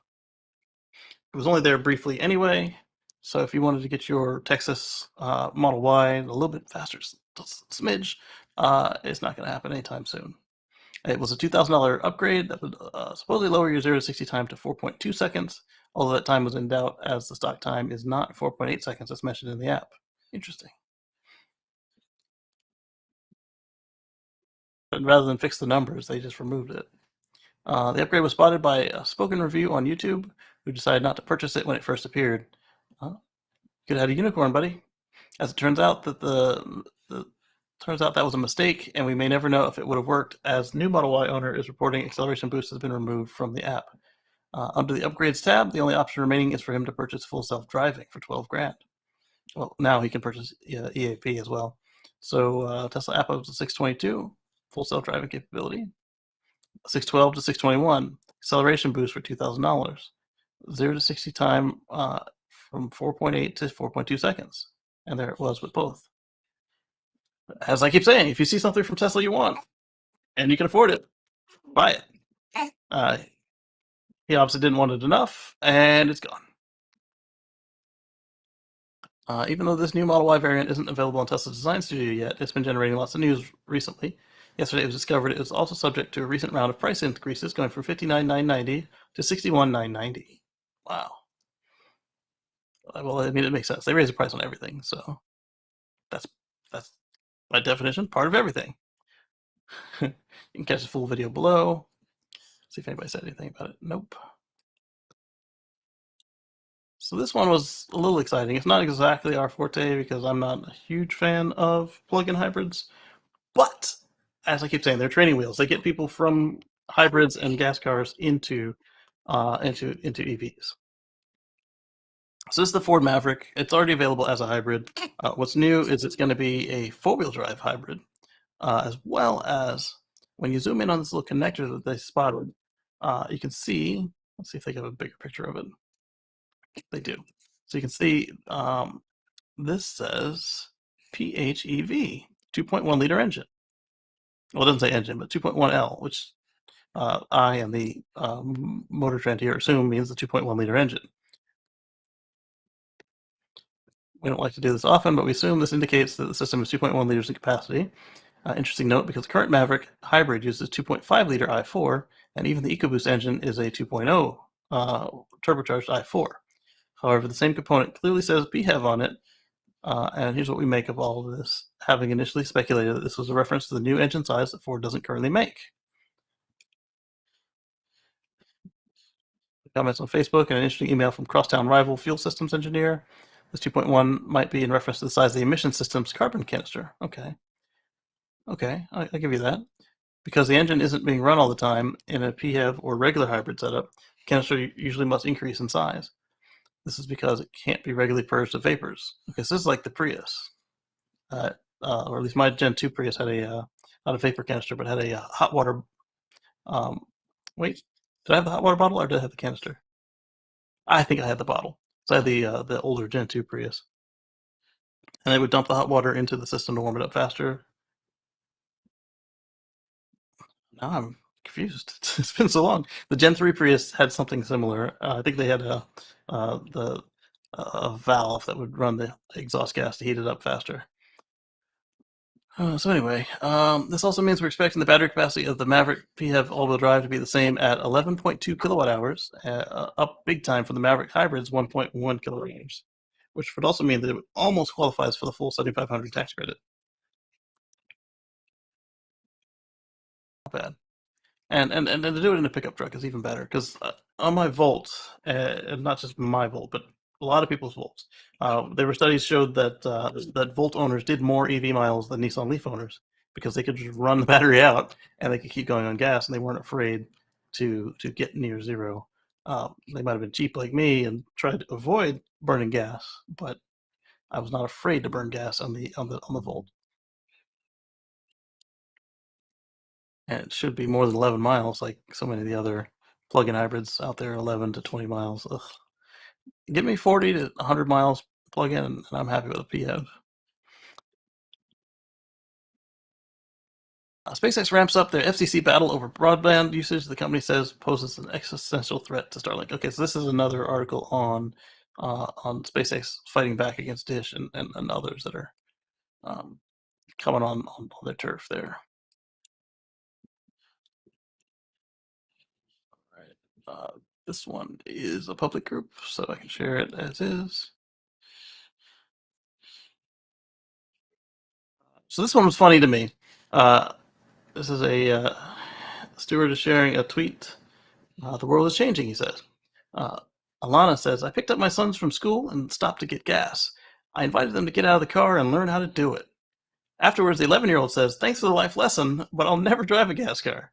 The 13-year-old says, yeah, this is like the time you showed us how a payphone works. Oh. Wayne is driving a Kia EV6 today. Joe says, what's a payphone? What did Stuart say? Stuart says, ask your grandma. Oh, man. I've used payphones before. For me, they were a quarter. So this payphone for a nickel or a dime, I don't understand. And then before they ripped them out of my life, the payphones had got up to about 35 cents a call.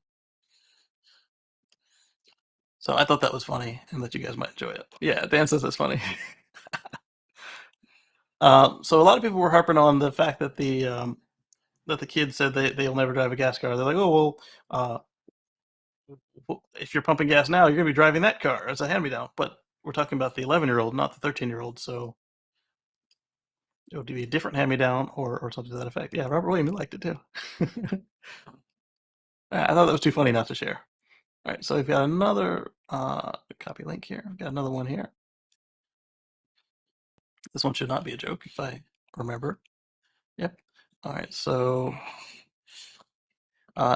near its final planning stage, Vista Sand Solar will become Wisconsin's largest solar farm and the second largest in the country. It will be built on southern Postage County, over 8,500 acres, and produce enough power for all the households in Postage County and the neighboring 5 counties when completed.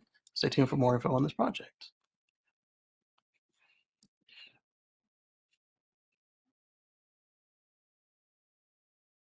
All right, so this solar farm could power 250,000 households. Not bad. At 8,500 acres and 1,200 megawatts. My goodness. 100 megawatts. That's 1.2 gigawatts. Yes. Yes. Oh, there's a marketing opportunity right there, man. If they could have got another, they could have done it. 1.21 gigawatts. Renewables CEO Nick Cohen decided Detailed preliminary plans for a project in the southern Postage County. Let's see what else they say. 2,000 acres, $1 billion project, Cliff Vista Sand Solars. I think we got all the information from the Facebook post. Expected to generate 300 megawatts of energy across 5,000 acres. All right. That's in conjunction with another project. Okay. So here's a link to that if you guys want to read it. It's a bit longer than I'm going for.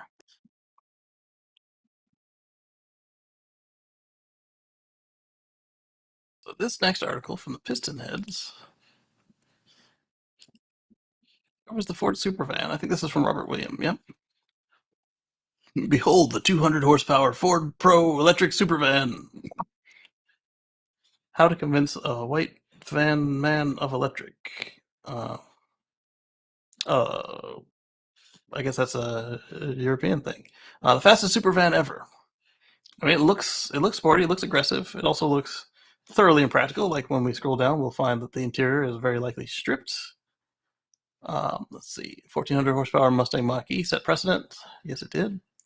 The electric Supervan has surpassed all expectations and predictions because it has 2,000 horsepower from 4 electric motors and the ability to hit 62 miles per hour in less than 2 seconds. So it's plaid sized. You will find another impractical thing about it is the battery pack is only 50 kilowatt hours, but that's all you need for sport.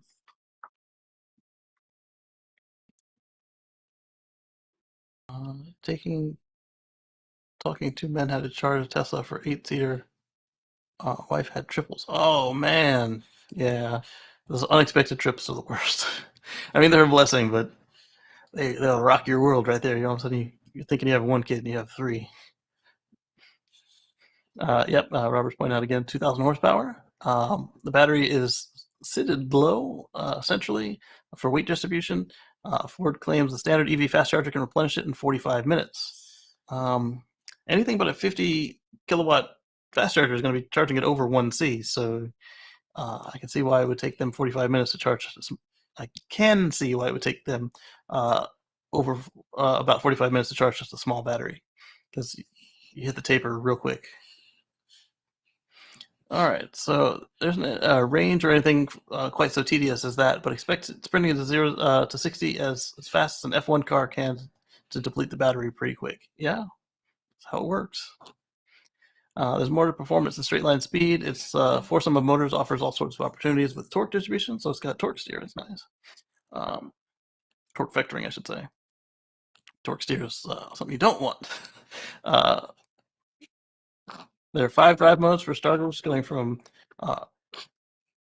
road rally to drag to drift. Yes, sweetie. What? You want it or not want it? You don't want it? Okay. Oh, you do want it. Good burp. You need to throw up? Okay. Let it out.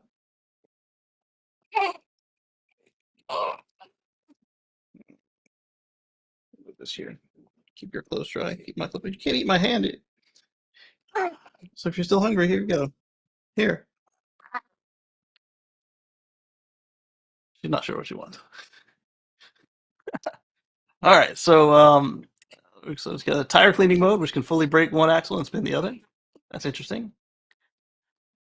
So this is thoroughly unpractical and quite cool, and I can't wait to see it out there on the sports circuit. Here's the interior. It's got the typical Ford electric interior, as we saw on the E100 conversion and the Mach-E and the Ford Lightning, and the Mustang Mach-E sports thing that they showed off as well.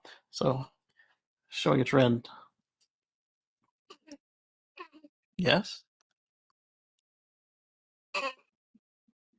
All right, let's copy this link.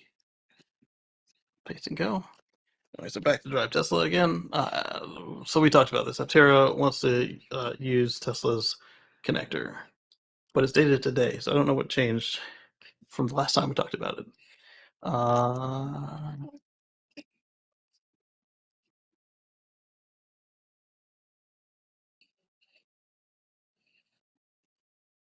know what's different about today versus what we already talked about. Oh well. So I want to thank all of our patrons and channel members. And like I said, my wife and I are working on a surprise for you all. YouTube just added the ability to gift channel memberships. So if you know somebody who would like a channel membership that watches the show, consider giving them a membership. And I want to say I'll catch you all on the flip side. Oh, I see that, but can't click anything. Stand by. Oh, there we go. Now I can end the stream. Catch y'all.